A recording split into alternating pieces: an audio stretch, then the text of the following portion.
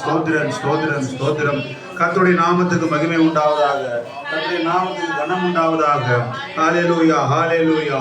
எல்லா நாமத்திலும் மேலான உயர்வான உன்னதமான தேவனுடைய கர்த்தராக இயேசு கிறிஸ்துவின் நாமத்துக்கு ஸ்தோத்திரம் ஸ்தோத்திரம் ஸ்தோத்திரம் ஸ்தோத்திரம். அப்பா தேவனே ஸ்தோத்திரம் ஆண்டவரே, ஜீவனே ஸ்தோத்திரம் ஆண்டவரே.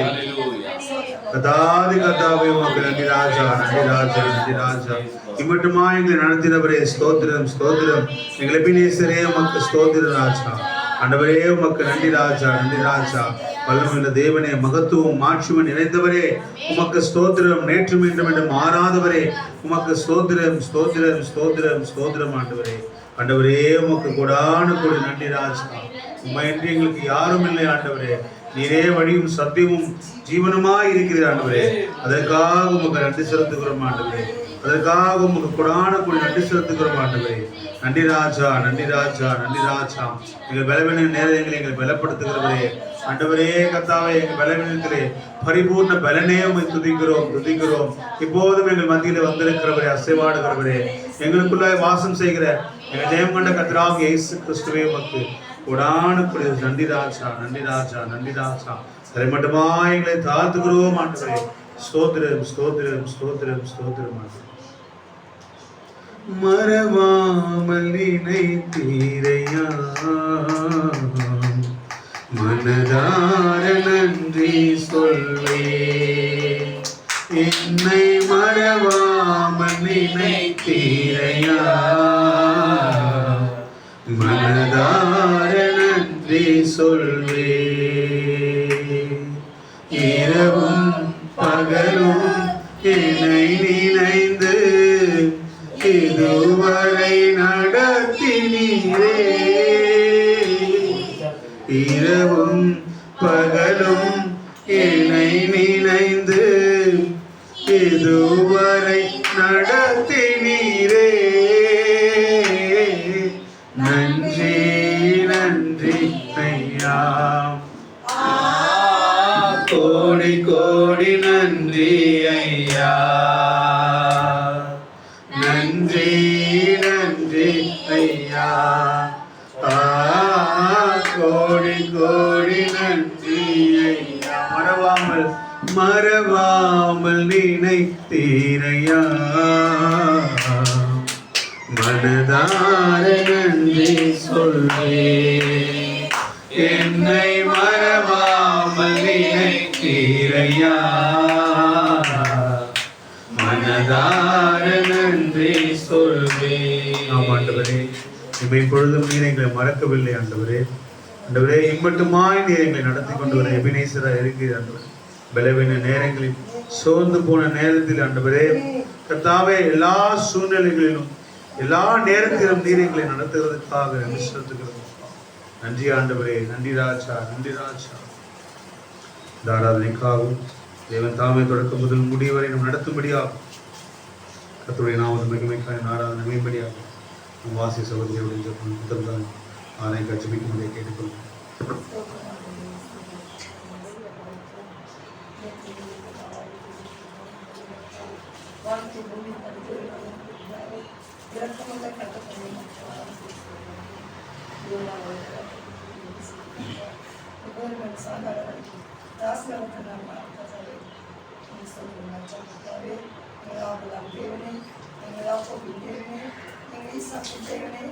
கடைசி கால வார்த்தை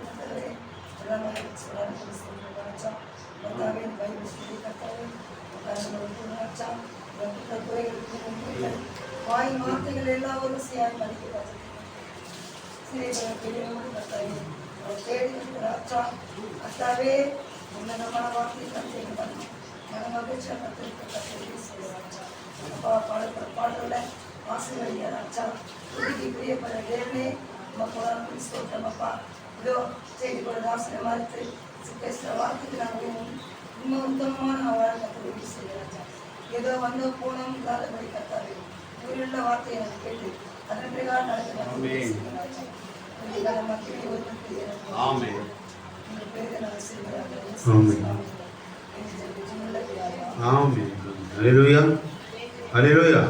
கர்த்தருடைய நாம மகிமைக்காக ஒரு பாடலை கூட பாடு. சிங்கார மாளிகை ஜெயகீதங்கள் பாடினோம். 158வது பாடல். சிங்கார மாளிகையில் ஜெயகீதங்கள் பாடிடுவோம், சீயோன் மணவாளனுடன்,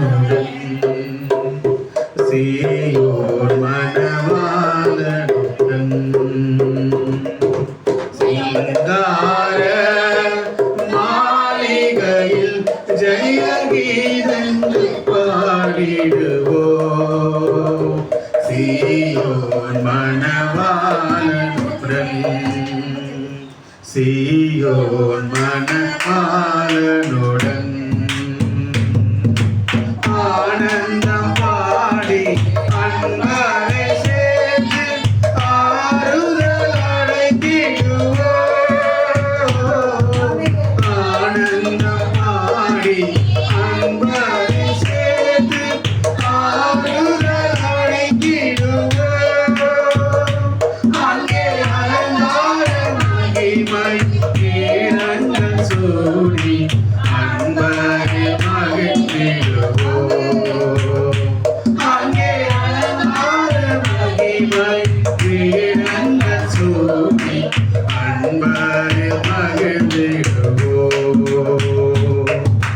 சிங்கார மாளிகையில் ஜெயகீதங்கள் பாடிடுவோம், சீயோன் மணவாளனுடன், சீயோன் மணவாளனுடன். உயரப்பட்டவர் துதித்து பாடுவார் துதியுடை உடனே. உயரப்பட்டவர் துதித்து பாடுவார் துதியுடை உடனே. அங்கே உயரமாம் சீயோன் உன்னதரோடு கழிந்து கவி பாடுவோம். அங்கே உயரமாம் சீயோன் உன்னதரோடு கழிந்து கவி பாடுவோம். சிங்கார மாளிகையில் ஜெயகீதங்கள் பாடிடுவோம், சீயோன் மணவாளனுடன், சீயோன் மணவாளனுடன். முள்மூடி நமக்காய் அணிந்த இயேசுவின் திருமுகம் கண்டிடுவோம். முள்மூடி நமக்காய் அணிந்த இயேசுவின் திருமுகம் கண்டிடுவோம். அங்கே முத்திரையிட்ட சுத்தர்கள் விளங்கி தரித்தோராய் துதித்திடுவோம். அங்கே முத்திரையிட்ட சுத்தர்கள் விளங்கி தரித்தோராய் துதித்திடுவோம். சிங்கார மாளிகையில் ஜெயகீதங்கள் பாடிடுவோம், சீயோன் மணவாளனுடன், சீயோன் மணவாளனுடன். கடைசியாக ஆமென். அவர் உரைத்த அடையாளங்கள் எல்லாம் தவறாமல் நடக்கின்றதே. அவர் உரைத்த அடையாளங்கள் எல்லாம் தவறாமல் நடக்கின்றதே. அவர் வரும் வேலை அறியா திருப்போதால் எப்போதும் ஆயத்தமாயிருப்போம். அவர் வரும் வேலை அறியா திருப்பதால் எப்போதும்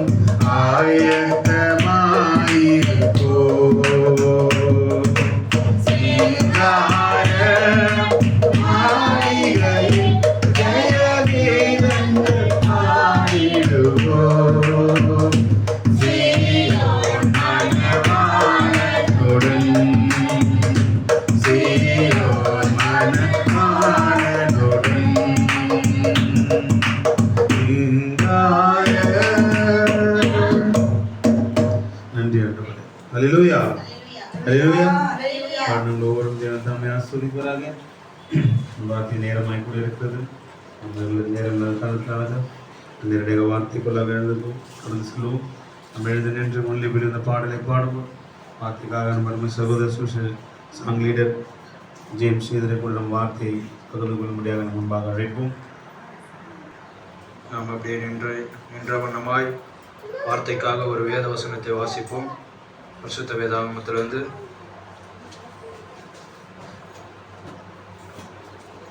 ஆதியாகமம் புஸ்தகம் 12ஆம் அதிகாரம் 1 3 வசனத்தை அடியேன் வாசிக்கிறேன். ஆதியாகமம் 12ஆம் அதிகாரம் 1 3 வசனத்தை அடியேன் வாசிக்கிறேன். பக்கம் 12. கர்த்தர் ஆபிரகாமை நோக்கி, நீ உன் தேசத்தையும் உன் இனத்தையும் உன் தகப்பனுடைய வீட்டையும் விட்டு புறப்பட்டு நான் உனக்கு காண்பிக்கும் தேசத்துக்கு போ. நான் உன்னை பெரிய ஜாதியாக்கி உன்னை ஆசீர்வதித்து உன் பேரை பெருமைப்படுத்துவேன். நீர் ஆசீர்வாதமாய் இருப்பாய். உன்னை ஆசீர்வதிக்கிறவர்களை நான் ஆசீர்வதிப்பேன், உன்னை சபிக்கிறவர்களை சபிப்பேன். பூமியில் உள்ள வம்சமெல்லாம் உனக்குள் ஆசீர்வதிக்கப்படும் என்றார். கர்த்தர் தாமே வாசித்த வேத பகுதி நாம் சிறு ஜபங்களை ஏறெடுப்போம். ஸ்தோத்திரம் ஆண்டவரே, ஸ்தோத்திரம் கர்த்தாவே, ஸ்தோத்திரிக்கிற தேவனே, மகத்தான தேவனே, கிருபை நாதகரே, கிருபை ரட்சகரே, ஆண்டவரே, இந்த ஆசீர்வதிக்கப்பட்ட ஆண்டவரே, இந்த புதன்கிழமை ஆராதனை உங்களுடைய கருத்தில் ஒப்பு கொடுக்கிற ராஜா தேவனே, இந்த மாலை வேளையிலும் ஆண்டவரே நாங்கள் ஒன்று கூடி இருப்பது உங்களுடைய சித்தம், உங்களுடைய திட்டமாக இருக்கிறது. ஆண்டவரே, எங்களை உலகத் தோற்று முன்னே அறிந்து உங்களுடைய சிந்தையில எங்களை முன்குறித்து ஆண்டவரே இந்த வார்த்தைக்கென்று எங்களை அழைத்ததற்காக நன்றி செலுத்துகிற கர்த்தாவே. ஆண்டவரே, இது எங்களால் உண்டான தகுதி அல்ல ஆண்டவரே, எல்லாம் உம்மால் உண்டான தகுதி ராஜா. தேவனே, இந்த வார்த்தையை அடியேன் பேசும்படியாய் வாய்களை திறந்தருளும். அடியேன் செய்த குற்ற குறைகள் அவிசுவாசமான காரியங்கள் எதுவுமே புறப்படாதபடி தேவனே, தீர்க்கதரிசியோடு இடைப்பட்ட அதே தேவன் ஆண்டவரே இந்த அடியனோடு சிறு அடியனை எடுத்து ஆண்டவரே வாயை திறந்து பேசும்படியாக உதவி செய்ய ராஜா. என் ஆவி ஆத்மா சரீரத்தை உங்க கரத்தில் ஒப்பு கொடுக்கிற ராஜா. எதுவுமே சுயமாய் பேசாதபடி தேவனே உங்களுடைய கட்டுப்பாட்டுக்குள் ஆண்டவரே எங்களை வைத்துக் கொள்ளும் கர்த்தாவே. ஆண்டவரே, இந்த வேத வசனத்தை உங்களுடைய கரத்தில் ஒப்பு கொடுக்கிறேன். நீரே இதற்கு வியாக்கியானா இருக்கிறீர் ஆண்டவரே. இந்த சரி அடியனை எடுத்து இந்த பொருளின் பேர் பேச உதவி செய்யும் கர்த்தாவே. எல்லாவற்றும் இந்த கரத்தில் ஒப்பு கொடுத்து ஜெபிக்கிறேன். கர்த்தராகிய இயேசு கிறிஸ்து நாமத்தினால் ஜெபிக்கிறேன். ஆமீன் ஆமீன். நாம் எல்லாம் வரலாம். Praise Lord. ஹல்லேலூயா. நம்ம எல்லாருமே உலகத்திலிருந்து நம்ம வேறு பிரிக்கும்படியாய் தேவன் எல்லாரையும் ஒரு நோக்கத்துக்காக இந்த பூமியில அழைத்திருக்கிறார். ஹல்லேலூயா. எத்தனை பேர் விசுவாசிக்கிறீங்க? எல்லாருமே இந்த ஒரு நோக்கத்துக்காக, இந்த சிறு குழந்தையா இருக்கட்டும், இந்த பூமியில பிறந்த ஒவ்வொரு மனிதனும் தேவன் ஒரு நோக்கத்துக்காகவே இந்த பூமியில அழைத்திருக்கிறார். ஏன்னா ஒரு நோக்கத்தை கொண்டு ஒரு மனிதனை அழைக்கிறார். ஹல்லேலூயா. ஏன்னா ஒரு சகோதரியா இருக்கட்டும், ஒரு பிள்ளையா இருக்கட்டும், இந்த சபையில சேருகிற இந்த எல்லாருமே இந்த வார்த்தையில தேவன் ஒரு நோக்கத்துக்காகவே அழைத்திருக்கிறார். அதுக்காக தான் நம்ம அழைக்கப்பட்டு இருக்கிறோம். ஏன்னா தேவன் நம்மளை விசுவாசிக்கும்படியாவே நம்மளை அழைத்தார். ஏன்னா இந்த வார்த்தைக்குள் நம்ம வருவது மிகப்பெரிய கிருபையா இருக்கிறது. ஹல்லேலூயா. இது நம்மளால உண்டான ஈவு அல்ல, எல்லாமே தேவனுடைய கிருபை நிச்சயமாகவே. ஏன்னா ஒவ்வொரு மனிதனோட அழைப்பை நம்ம வேதத்துல பார்க்கும்போது, ஒவ்வொரு மனிதனை தேவன் அழைக்கும் போது அவர் எப்படி அழைக்கிறார்னா அவர் தெரிந்து கொள்ளுதன்படி அழைக்கிறார். ஹல்லேலூயா. ஏன்னா ஒருவரும் அவர் சுயமா இந்த வார்த்தையிலும் அவருடைய திட்டத்துல வர முடியாது. ஹல்லேலூயா. ஏன்னா அப்படியா இந்த செய்தி அடியன் பேசும்படியா ஆபிரகாம் அழைப்பு என்ற செய்தியை நம்ம சகோதரர் ஏற்கனவே பேசியிருப்பாங்க. இது சிறின் பொருளை அடியன் பேசும்படியா இதுல இருந்து ஒரு காரியத்தை அடியன் பேசும்படியா தேவன் உதவி செய்வாராக. ஹல்லேலூயா. ஏன்னா நம் ஒவ்வொரு நோக்கத்துக்கு அழைக்கப்படும் போது வேதத்துல பார்க்கும்போது தேவன் ஒரு மனிதனை அழைக்கும் போது அவனை ஒரு திட்டத்துக்காகவே அழைக்கிறார். ஹல்லேலூயா. ஏன்னா ஏதேன் தோட்டத்துல கூட பாத்தீங்கன்னா ஆதாமை அழைக்கும் போது ஒரு நோக்கத்துக்காக அழைத்தார். அவன்கிட்ட ஒரு உடன்படிக்கை தேவன் செய்தார். நிச்சயமாகவே அந்த உடன்படிக்கை செய்து போகும்போது அவன் என்ன பண்றான், அதை முறித்து போடுகிறான். அல்லேலூயா. Yes, amen. ஏன்னா தேவன் மனிதன்கிட்ட எந்த உடன்படிக்கையும் அவர் முறித்து போடுவதே கிடையாது. மனிதன் தான் அதை முறித்து போடுகிறான். Absolutely. Yes. அல்லேலூயா. Amen, amen. ஏன்னா அவன் நோக்கத்துக்கு அழைக்கும் போது அவர் திட்டத்தை மனிதன் தான் வீணாக்குறான். Amen. அதுபோலதான் நம்மளுக்கு தெரிஞ்ச தேவன் ஆபிரகாமை அழைக்கிறார். அழைக்கும் போது அந்த வசனத்தை படிக்கும் போது 1ஆம் வசனம் படிங்க. 12:1. கர்த்தர் ஆபிரகாமை நோக்கி, நீ உன் தேசத்தையும் உன் இனத்தையும் உன் தகப்பனுடைய வீட்டையும் விட்டு புறப்பட்டு நான் உனக்கு காண்பிக்கும் தேசத்துக்கு போ. அல்லேலூயா. அப்ப 3 காரியத்தை அங்க சொல்றார் தேவன். நீ உன் தேசத்தையும் உன் இனத்தையும் உன் தகப்பனுடைய வீட்டையும் விட்டு நான் காண்பிக்கிற தேசத்துக்கு போ அப்படின்னு ஆபிரகாம் கிட்ட 3 காரியத்தை அவங்க சொல்றாரு. சொல்லும் போது ஆபிரகாம், நான் உன்னை பெரிய ஜாதியாக்கி உன்னை ஆசீர்வதித்து உன் பேரை பெருமைப்படுத்துவேன், நீ ஆசீர்வாதமாய் இருப்பாய், உன்னை ஆசீர்வதிக்கிறவரை நான் ஆசீர்வதிப்பேன், உன்னை சபிக்கிறவரை நான் சபிப்பேன், பூமியில் உள்ள வம்சம் எல்லாம் உனக்கு ஆசீர்வதிக்கப்படும். இப்படி ஆபிரகாம் சொல்லும் போது ஆபிரகாம் வந்து எடுத்தா அவர் பார்த்தீங்கன்னா சாரால திருமணம் ஆகும்போது அவங்க சிறு காரியமா இருக்கும்போது தன் தாய் தகப்பன் வீட்டுல இருக்கும்போது அவங்க பார்த்தீங்கன்னா ஒரு 17 வயசுல தேவன் அவங்களை அழைக்கிறாரு. ஆனா அது வந்து உறுதியான ஒரு அழைப்பா இல்லை. அல்லேலூயா. அவங்க தாய் தகப்பன் வீட்டு ஆபிரகாம் தாய் தகப்பன் வீட்டுல இருக்கும்போது அங்க பார்த்தீங்கன்னா முதலாவது விக்கிரக தோப்பு பாபிலோன்ல தான் உண்டாகிறது. அல்லேலூயா. ஏன்னா பாவம் பெருகி இப்ப ஆதாம் அந்த உடன்படிக்கை மீறும் போது பூமியில மனுஷன் பாவம் பெருகி ஒரே பாவம் நிறைந்த விக்கிரக காரியங்கள் ஏற்படும் போது ஆபிரகாமை மாத்திரம் தேவன் அங்கிருந்து அழைக்கிறார். அல்லேலூயா. ஆபிரகாமை அழைக்கிற நோக்கமே தேவன் அங்கிருந்து ஏதோ ஒரு நோக்கத்தை நிறைவேற்றும்படியாய் ஆபிரகாம் மூலமா ஒரு திட்டத்தை நிறைவேற்றும்படியாய் அவர் அழைக்கிறார். அல்லேலூயா. இன்றைக்கும் நம்மள கூட அப்படிதான். நம்ம சபையில இருக்கும்போது நம்ம எந்த காரியத்தில் இருக்கும்போது நம்ம ஒவ்வொரு இந்துலா இருக்கலாம், முஸ்லீம்ல இருக்கலாம், இல்ல நம்ம ஒரு ஸ்தாபன சபையில இருக்கலாம். ஆனா தேவன் நம்மள தெரிந்து கொள்வதன் மூலமே அழைக்கிறார். அவர் முன் அறிவின்படியே அழைக்கிறார். ஏன்னா இந்த உலகத்துல ஒவ்வொரு மனிதனும் பாவியாவே பிறக்கிறான். அல்லேலூயா. ஏன்னா ஒவ்வொரு மனிதனும் பாவியாவே பிறக்கிறான். ஏன்னா அவன் பாவம் செய்து எல்லாரும் தேவ மகிமே அற்றவர்களானார்கள். அல்லேலூயா. அதனால வந்து அவன் பிறக்கும் போது தீர்க்கதரிசி இப்படியா சொல்கிறார், பிறக்கும் போது ஒரு பாவியா பிறக்கிறான், பிறக்கும் போதே இழக்கப்பட்டவனா பிறக்கிறான். அல்லேலூயா. இழக்கப்பட்டவனா பிறக்கிறான். அந்த இழக்கப்பட்ட மனிதனை மீட்கும்படியா தான் ஆபிரகாம் ஒரு நபரை தெரிந்து கொள்றார். அல்லேலூயா.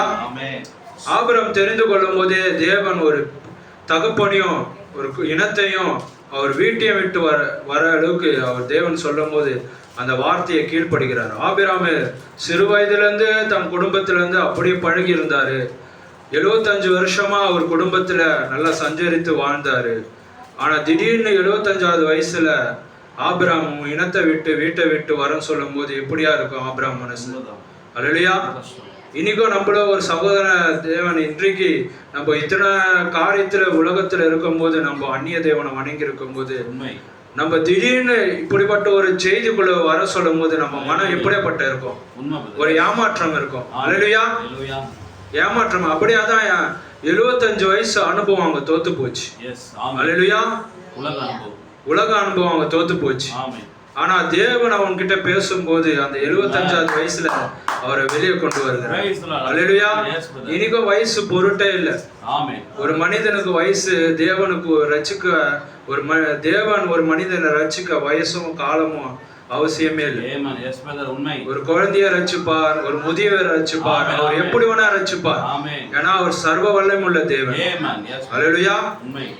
அது போலதான் ஆபிரகாமை கொண்டு வந்து அவர் இனத்தை விட்டு அவர் வரும்போது இன்னைக்கும் நம்மளுக்கு அப்படியாப்பட்ட ஒரு காரியமா இருக்கும். ஒரு சபையை விட்டு நம்ம வெளியே வரும்போது, நம்ம புது உபதேசத்துல வரும்போது, புது காரியத்தை நம்ம கேட்கும் போது அப்படியா நம்மளுக்குள்ள ஒரு மனமாற்றம் ஒரு காரியம் வரும்போது அப்படிதான் ஆபிரகாம் எதிர்பார்ப்போடு வந்தார்.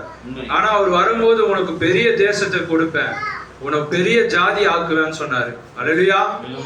இன்றைக்கும் நம்மள கூட ஒரு வாக்குத்தத்தம் பண்ணப்பட்ட யாத்திரையில தான் நம்ம இருக்கிறோம். அல்லேலூயா. நம்ம ஒரு தேசத்துக்காக ஆபிரகாம் எப்படி நிலையிலான ஒரு நகரத்துக்காக அவன் பாடுபட்டு அலைந்துட்டு இருந்தானோ அப்படியா நம்மளும் அப்படியே தான் இருக்கிறோம். இந்த பூமி நம்மளுக்கு நிரந்தரம் இல்லை. அல்லேலூயா. இந்த பூமி, இந்த வேலை, இந்த குடும்பம் எல்லாமே பர்மனன்ட் இல்லை, டெம்பரவரி தான். ஆபிரகாமுக்கும் அவன் மனைவி, அவன் இனத்தார் எல்லாமே ஒரு டெம்பரவரி. அவன் புது வாழ்க்கை வரும்போது அப்படியே அவனுக்குள்ள ஒரு மாறுதல் ஏற்படும். அல்லேலூயா. இப்படி கூட தான் தீர்க்கதரிசி பிரணாம் கூட அநேக காரியத்தை சொல்லும் போது அவர் பார்த்தீங்கன்னா ஒரு தன் குடும்பத்தை விட்டு தேவன் தெரிந்து கொள்ளும் போது எனக்கு ஒரு புது தாய் தகப்பன், புது சபையை, புது ஜனங்களை தரேன்றார். அல்லேலூயா. இப்படிதான் நம்ம ஒரு வாழ்க்கையை நம்மளுக்கு, ஏன்னா இங்க நம்ம ரத்த சம்பந்தமான உறவே இல்லை. அல்லேலூயா. ஏதோ ஒரு இணைப்பு நம்மளை இணைத்திருக்கு. அல்லேலூயா. வார்த்தை தான் அது. வார்த்தையினால நம்ம அழைக்கப்பட்டோம். ஆபிரகாம் கிட்ட பேசின அதே தேவன் நம்ம கிட்டயும் பேசினார். அல்லேலூயா. அதனாலதான் இங்க நம்ம இருந்திருக்கிறோம். எத்தனை பேர் உண்மை சொல்ல முடியும்? அல்லேலூயா. அது போலதான் ஆபிரகாம் வரும்போது அவர் எவ்வளவு கஷ்டத்துல உணர்ந்தார். அவர் இருந்த தேசத்துல இருக்காம, இப்ப நம்ம ஆபிரகாம் கதை உங்களுக்கு நிறைய பேருக்கு தெரியும். அது போல நம்ம சிறு காரியத்தை பொருள்ல பேசிட்டு நம்ம அப்படியே செய்திக்குள்ள போவோம்.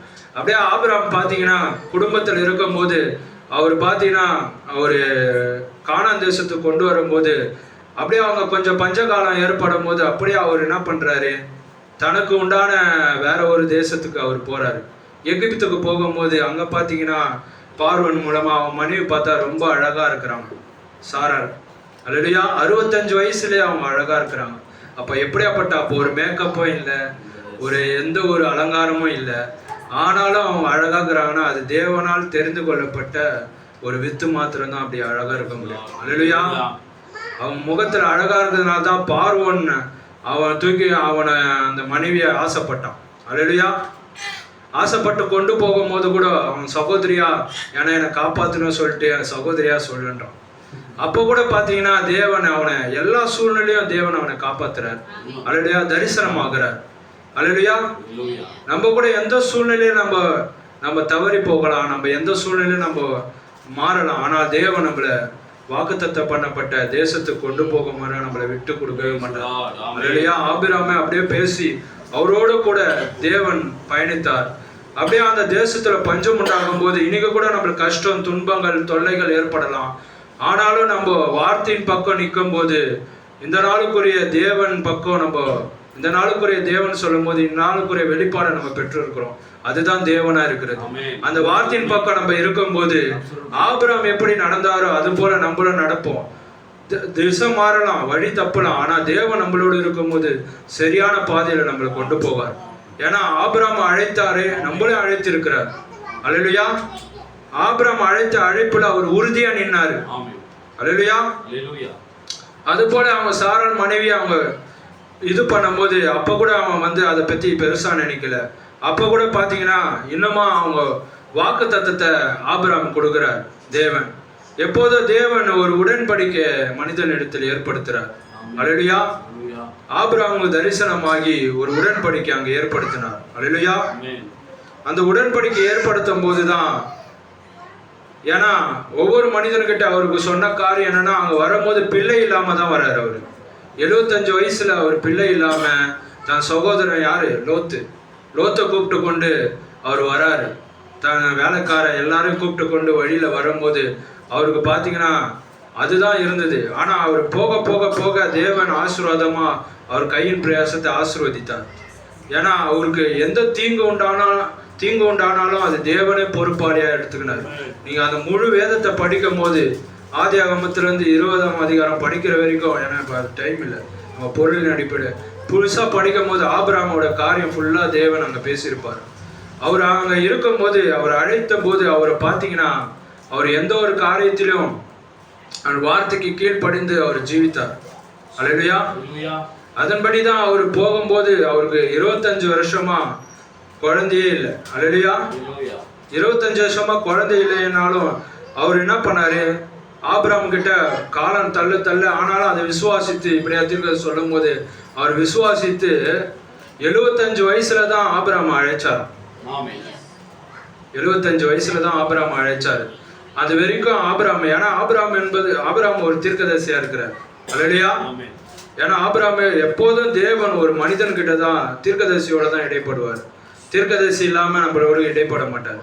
அது போலதான் ஆபிரகாமோட இடைப்பட்ட நோக்கமே அவர் மூலமா வாக்குத்தத்தம் பண்ணப்பட்ட வித்து பெறணும். அல்லேலூயா. அந்த வித்தை கொண்டு வரதான் அவர் நோக்கமே. அழைத்த நோக்கம் என்ன?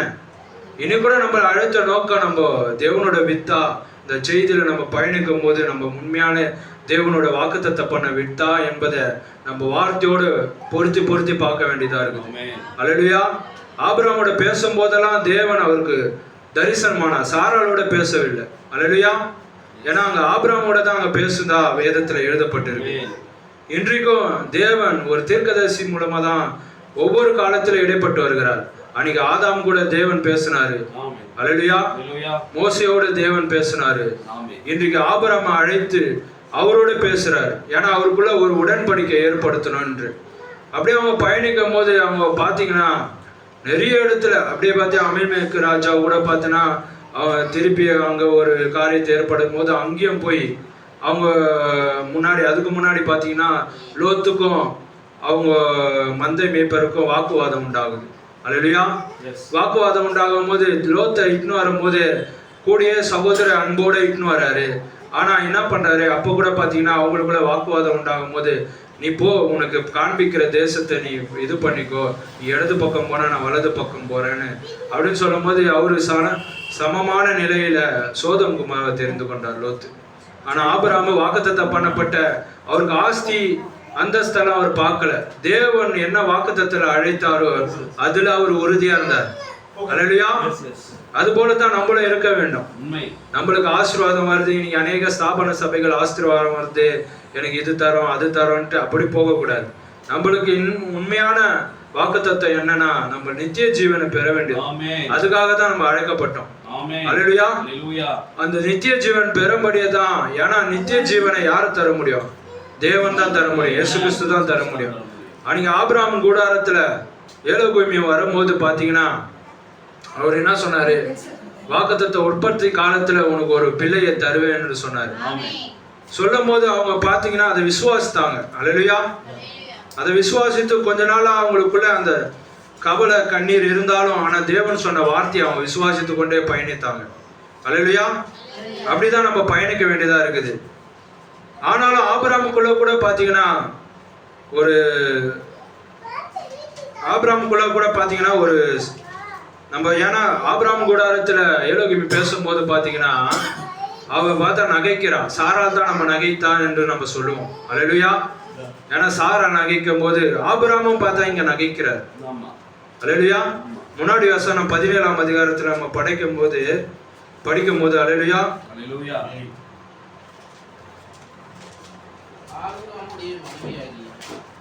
இல்ல ஆபிரகாம் கூட அதை கேட்கும் போது நகைக்கிறாருன்னு சொன்னார். 17ஆம் அதிகாரம் 17:5. இனி இல்ல அதுக்கு முன்னாடி பாத்தீங்கன்னா பேரை அவர் இது பண்றாரு. ஆபிரகாம் பேரை மாத்துறாரு. அல்லேலூயா. ஆபிரகாம் இப்போ ஒரு மனுஷனை இந்த வார்த்தைக்குள்ள நம்ம அழைக்கும் போது முதலாவது பாத்தீங்கன்னா நம்மளும் கூட பாத்தீங்கன்னா பேரை நம்ம மாத்த வேண்டியதா இருக்குது. அல்லேலூயா. ஏன்னா நம்மளுக்கு பழைய பேரு தேவன் வைக்கல. அங்க ஆபிரகாம் என்று எண்ணாமல் ஆபிரகாம் என்று அழைத்தார். ஆபிரகாம் இனி பேதுரு கூட பாத்தீங்கன்னா பேதுரு என்றால் வெளிப்பாடு. இந்த கல்லின் மேல் என் சபையை கட்டுவேன். அப்போ ஒவ்வொரு பேருக்கும் அர்த்தம் இருக்கு. அல்லேலூயா. அது போலதான் ஆபிரகாமுக்கு ஒரு பேரை தேவன் அங்க மாத்துறாரு. சாராளுக்கும் அங்க பேரை மாத்துறாரு. சாராய் 15ஆம் அதிகாரத்துல சாரா என்று அழைக்கப்படுவாய் என்று பேரை மாத்துறாரு. 2 பேருக்கும் தேவன் மாத்துறாரு. அங்க தாய் தகப்பன் வச்ச பேரை இவர்தான் உண்மையான தாய் தகப்பன் மாத்துறாரு. அல்லேலூயா. அல்லேலூயா. உண்மையான தாய் தகப்பன் இன்னைக்கு நம்மளுக்கு வச்சிருக்கலாம் பேரு. ஆனா இந்த வார்த்தையில அழைக்கும் போது நம்மளுக்குன்னு ஒரு பேர் இருக்கு. அல்லேலூயா. அந்த பேரு தான், பேரோட தான் நம்மள எடுத்துக்கொள்ளப்படுறதுல நம்மளை கூப்பிடுவாரு. அந்த பேருக்கு தான் நம்ம சொந்தக்காரங்களா இருக்கிறோம். அல்லேலூயா. ஏன்னா அந்த பேரை கூட சரி பண்ண தேவன் நம்ம ஒவ்வொரு காரியத்திலும் நம்ம காரியத்தை உத்து நோக்கி இருக்கிறான். அல்லேலூயா. அது போலதான் நீங்க பாத்தீங்கன்னா அப்போது தேவன் சொல்லும் போது ஆபிரகாம் கிட்ட சொல்லும் போது உனக்கு உண்மையா நான் தருவேன், அநேக வனாந்தரத்தில் அவர் சஞ்சரிக்கும் போது சோர்ந்து போகும்போது தேவன் திரும்பி அவர்கிட்ட பேசும்போது நான் உனக்கு நிச்சயமாக தருவேன் என்பது சொல்லும் போது 17ஆம் அதிகாரத்துல 16-17 வசனம் வாசிங்க. நான் அவளை ஆசீர்வதித்து அவளாலே உனக்கு ஒரு குமாரனையே தருவேன். அவள் ஜாதிகளுக்கு தாயாகவும் அவளாலே ஜாதிகள் ராஜாக்கள் உண்டாகவும் அவளை ஆசீர்வதிப்பேன் என்றார். அப்பொழுது ஆபிரகாம் முகங்குப்புற விழுந்து நகைத்து 100 வயதானவனுக்கு பிள்ளை பிறக்குமோ 90 வயதான சாரால் பிள்ளை பெறுவாளோ என்று தன் இருதயத்திலே சொல்லிக்கொண்டு. ஆமென். அல்லேலூயா. இருதயத்துல அங்க நகைக்கிறார் யாரு? ஆபிரகாம். ஆனா நம்ம சாரா நகைத்ததை தான் அதிகமா நம்ம பேசி கேட்டிருப்போம். இங்க ஆபிரகாமே நகைக்கிறார். ஆனால் தேவனுக்கு முன்பாக அவ நகைச்சதுக்கும் ஆபிரகாம் நகைச்சதுக்கும் நிறைய வித்தியாசம் இருக்கு. ஏன்னா அவ பின்னாடி போய் நகைக்கிறான். ஆனா ஆபிரகாம் தேவனுக்கு முன்னாடி அதை நகைக்கும் போது முககுப்புற விழுந்து, ஆண்டவரே எப்படி அது சாத்தியம்? 100 வயதா இருக்கிற எனக்கு இப்ப எப்படி பிள்ளை பிறக்கும்? எப்படி அது சாத்தியம் அப்படின்னு கேட்கும் போது அந்த நகைப்பை தேவன் ஆபிரகாமுக்கு சொல்ல கடமைப்பட்டிருக்காரு. நிச்சயமாகவே நான் தரேன்ட்டு. ஆனா சாராள் கிட்ட அதை சொல்லவே இல்லை. அல்லேலூயா. ஏன்னா தேவன் எப்போதும் ஒரு தீர்க்கதரிசிக்கு சொல்ல கடமைப்பட்டிருக்காரு. ஏன்னா ஒரு ஊழியக்காரத்துக்கு, ஏன்னா சோதம் குமாரை அழிக்கிறதுக்கு முன்னாடி கூட ஆபிரகாம் கிட்ட பேசிட்டு தான் போறாரு. அல்லேலூயா. ஆபிரகாம் கிட்ட பேசும்போது ஏலோகிமா அவர் வந்தாரு. அல்லேலூயா. வந்து சாராள் பின்னாடி என்ன சொல்றாரோ அந்த காரியத்தை கரெக்டா அவர் சொன்னாரு. அல்லேலூயா. இருதயத்தின் ரகசியத்தை அவரு கரெக்டா சொன்னாரு. இன்றைக்கும் நம்மளுக்கு வார்த்தையின் அடிப்படையில ஒவ்வொரு காரியத்தையும் தேவன் தீர்க்கதரிசி மூலமா நம்மளுக்கு கொடுத்திருக்கிறார். அல்லேலூயா. அப்படி சோதம் குமாருக்கு அழுகி போக முன்னாடி ஆபிரகாம் கிட்ட என் காரியத்தை மறைப்பன்னு சொல்லும் போது 1 நீதிமான் இருந்தா அழைக்க மாட்டீரோ, 10 நீதிமான் இருந்தா அழைக்க மாட்டீரோ சொல்லி லாஸ்ட்ல 10 நீதிமான்கள் அந்த அதிகாரம் வாசிக்கும் போது அப்படின்னு சொல்லும் போது, ஆனா ஆபிரகாம் கிட்ட கூடாரத்துல வரும்போது அதே தேவனை 3 புருஷர் வரும்போது ஆண்டவரே என்றார். அல்லேலூயா. அவர் ஆண்டவரே என்றார். ஆனா லோத்து கிட்ட போகும்போது ஆண்டவர் மாறே என்றார். இதுதான் அவருக்கு கிடைச்ச வெளிப்பாடு. அல்லேலூயா. ஆபிரகாமுக்கு தேவன் தன் முகமுகமா, அனதத்திற்கு சொல்ல ஒரு மனிதன் தேவனை முகமுகமா தரிசித்த பேரு அவன் ஜீவியம் மறுபடியும் பழைய நிலைக்கு திரும்பாது என்றார். அல்லேலூயா. ஏன்னா அவன் வாக்குத்தத்தம் பண்ணப்பட்டதை கண்டிப்பா சென்றடையும். ஆபிரகாம் முகமுகமா தேவனை ஏலோகிமை சந்தித்தார். அல்லேலூயா. இன்றைக்கும் அப்படியாப்பட்ட தேவனை நம்ம முகமுகமா சந்தித்தோமா, நம்ம வார்த்தை தனிப்பட்ட நம்ம காரியத்தில் நம்ம பார்க்க வேண்டியதா இருக்குது. அந்த விசுவாசத்தை அவர் பெற்றுக்கொண்டார். ஏன்னா தேவனை ஆபிரகாம் வந்து நல்லவன், ஆபிரகாம் ஒரு ஊழியக்காரன் என்று தேவனை அழைக்கலையாம். அல்லேலூயா. ஆபிரகாம் தெரிந்து கொள்ளுதல் மூலம் தான் அழைத்தார். ஆமென். அல்லேலூயா. தேவன் முன்னறிவின்படி அழைக்கிறார் ஒவ்வொரு மனிதனும். அல்லேலூயா. அதனால தான் ஆபிரகாம் அழைச்சார். இன்னைக்கும் அது போலதான் நம்மள அழைச்சாரு. நம்ம நல்லவங்க, நம்ம இந்த வார்த்தைக்காக நிற்போம் என்பதை முன்கூட்டியே தேவன் அறிஞ்சாரு. நம்ம செஞ்ச காரியத்துக்கு இப்ப பார்க்கல, அவர் உலக தோற்று முன்னே தொடக்கத்தையும் முடிவும் பார்க்கிற தேவன். ஆபிரகாம் பிள்ளை வரும்ன்ட்டு அவன் விசுவாசிக்கிறான். ஆனா தேவன் முன்கூட்டியே விசுவாசித்தார். ஆபிரகாம் பிள்ளையை நான் தருவேன்ட்டு. அல்லேலூயா. ஏன்னா அவன் 17 வயசுல அவன் குடும்பம் நடத்தும் போது எவ்வளோ கஷ்டப்பட்டு இருப்பாங்க, எவ்வளோ தோல்வி அடைஞ்சிருப்பாங்க, எவ்வளோ அவங்க அதுக்காக பிரயாசப்பட்டிருப்பாங்க, மருத்துவமனைக்கு போயிருப்பாங்க. அல்லேலூயா. எவ்வளோ காரியங்கள் பார்த்துருப்பாங்க. ஆனா தேவன் அழைத்த நோக்கில் அவன் உறுதியா இருந்தான் 25 வருஷமா. அல்லேலூயா. 25 வருஷமா உறுதியா இருக்கும் போது அந்த உடன்படிக்கை மேல அவன் ஆசீர்வாதமா இருந்தான். ஆனா அதுக்கு முன்னாடி எவ்வளோ அவங்களுக்கு அந்த உடன்படிக்கை கெடுக்க பிசாசு அநேக காரியங்களை குழப்ப கொண்டு வந்தான். அவன் மனைவி மூலமா, அவங்க குடும்பத்தின் மூலமா, அநேக பிரச்சனை லோத்து மூலமா. ஆனாலும் அதெல்லாம் தாண்டி அவன் வரான். சோதம் குமாரில் கூட அவன் ஒரு ராஜா பாத்தீங்கன்னா லோத்தை அவன் கூட்டிட்டு கொண்டு போகும்போது, அல்லேலூயா, கூட்டி கொண்டு போகும்போது அங்க கூட போராடி ஆபிரகாம் தன் சகோதரனை ஜெயித்து கொண்டு வர்றார். அல்லேலூயா. அங்க கூட பார்த்தீங்கன்னா மெல்கிதேச முறையை அங்க சந்திக்கிறார். அல்லேலூயா. அதை கேட்டு இருப்பீங்க. அங்க பாத்தீங்கன்னா தசன பாகம் எல்லாத்திலும் கொடுக்குறான். அந்த உத்தம தான் ஆபிரகாம் கிட்ட தேவன் பாக்குறாரு. இனி கூட பாத்தீங்கன்னா உத்தமம் உள்ள இருதயத்துக்கு தேவன் தன்னை வெளிப்படுத்த சொல்ல கடமைப்பட்டிருக்கார். அல்லேலூயா. உத்தமம் உள்ள ஒவ்வொரு மனிதனுக்கும் அது நம்ம பார்க்க முடியாது, தேவன் தெரிந்து கொள்ளுதல் ஆகும். அல்லேலூயா. ஏன்னா ரட்சிப்பு என்பது இயேசு கிறிஸ்துவின் தகுதியினால் வருகிறது. அல்லேலூயா. தீர்க்கதரிசி சொல்றாரு, ரட்சிப்பு என்பது இயேசு கிறிஸ்துவின் தகுதியினால் வருகிறது. அவர் அன்பின் மூலமா ஒரு மனிதனை ரட்சித்தார். அல்லேலூயா. இதுதான் தேவனோட திட்டமே. அல்லேலூயா. அது போலதான் அவர் அழைத்தார். அவர் அன்பின் மூலமா தான் ஆபிரகாம் அழைத்தார். ஏன்னா அவர் மூலமா ஒரு சந்ததி வரணும். அல்லேலூயா. அது போலதான் அவங்க நகைக்கும் போது, ஆனாலும் அவங்களை வாக்குத்தத்தப்பட்ட பிள்ளை என்னதான் தோல்வி கொண்டு வந்தாலும் ஆனா அது நிறைவேறே ஆகும். தேவன் சொன்னதை ஒரு நாளும் எந்த மனுஷனும் எந்த ஒரு பிசாசாலும் எந்த ஒரு காரியத்தை தடை செய்யவே முடியாது. அது ஆபிரகாமுக்கு உண்டான ஆசீர்வாதத்தை கண்டிப்பா தேவன் கொடுத்தார். ஏன்னா பெரிய ஜாதியாக்கி உன்னை ஆசீர்வதிப்பேன்.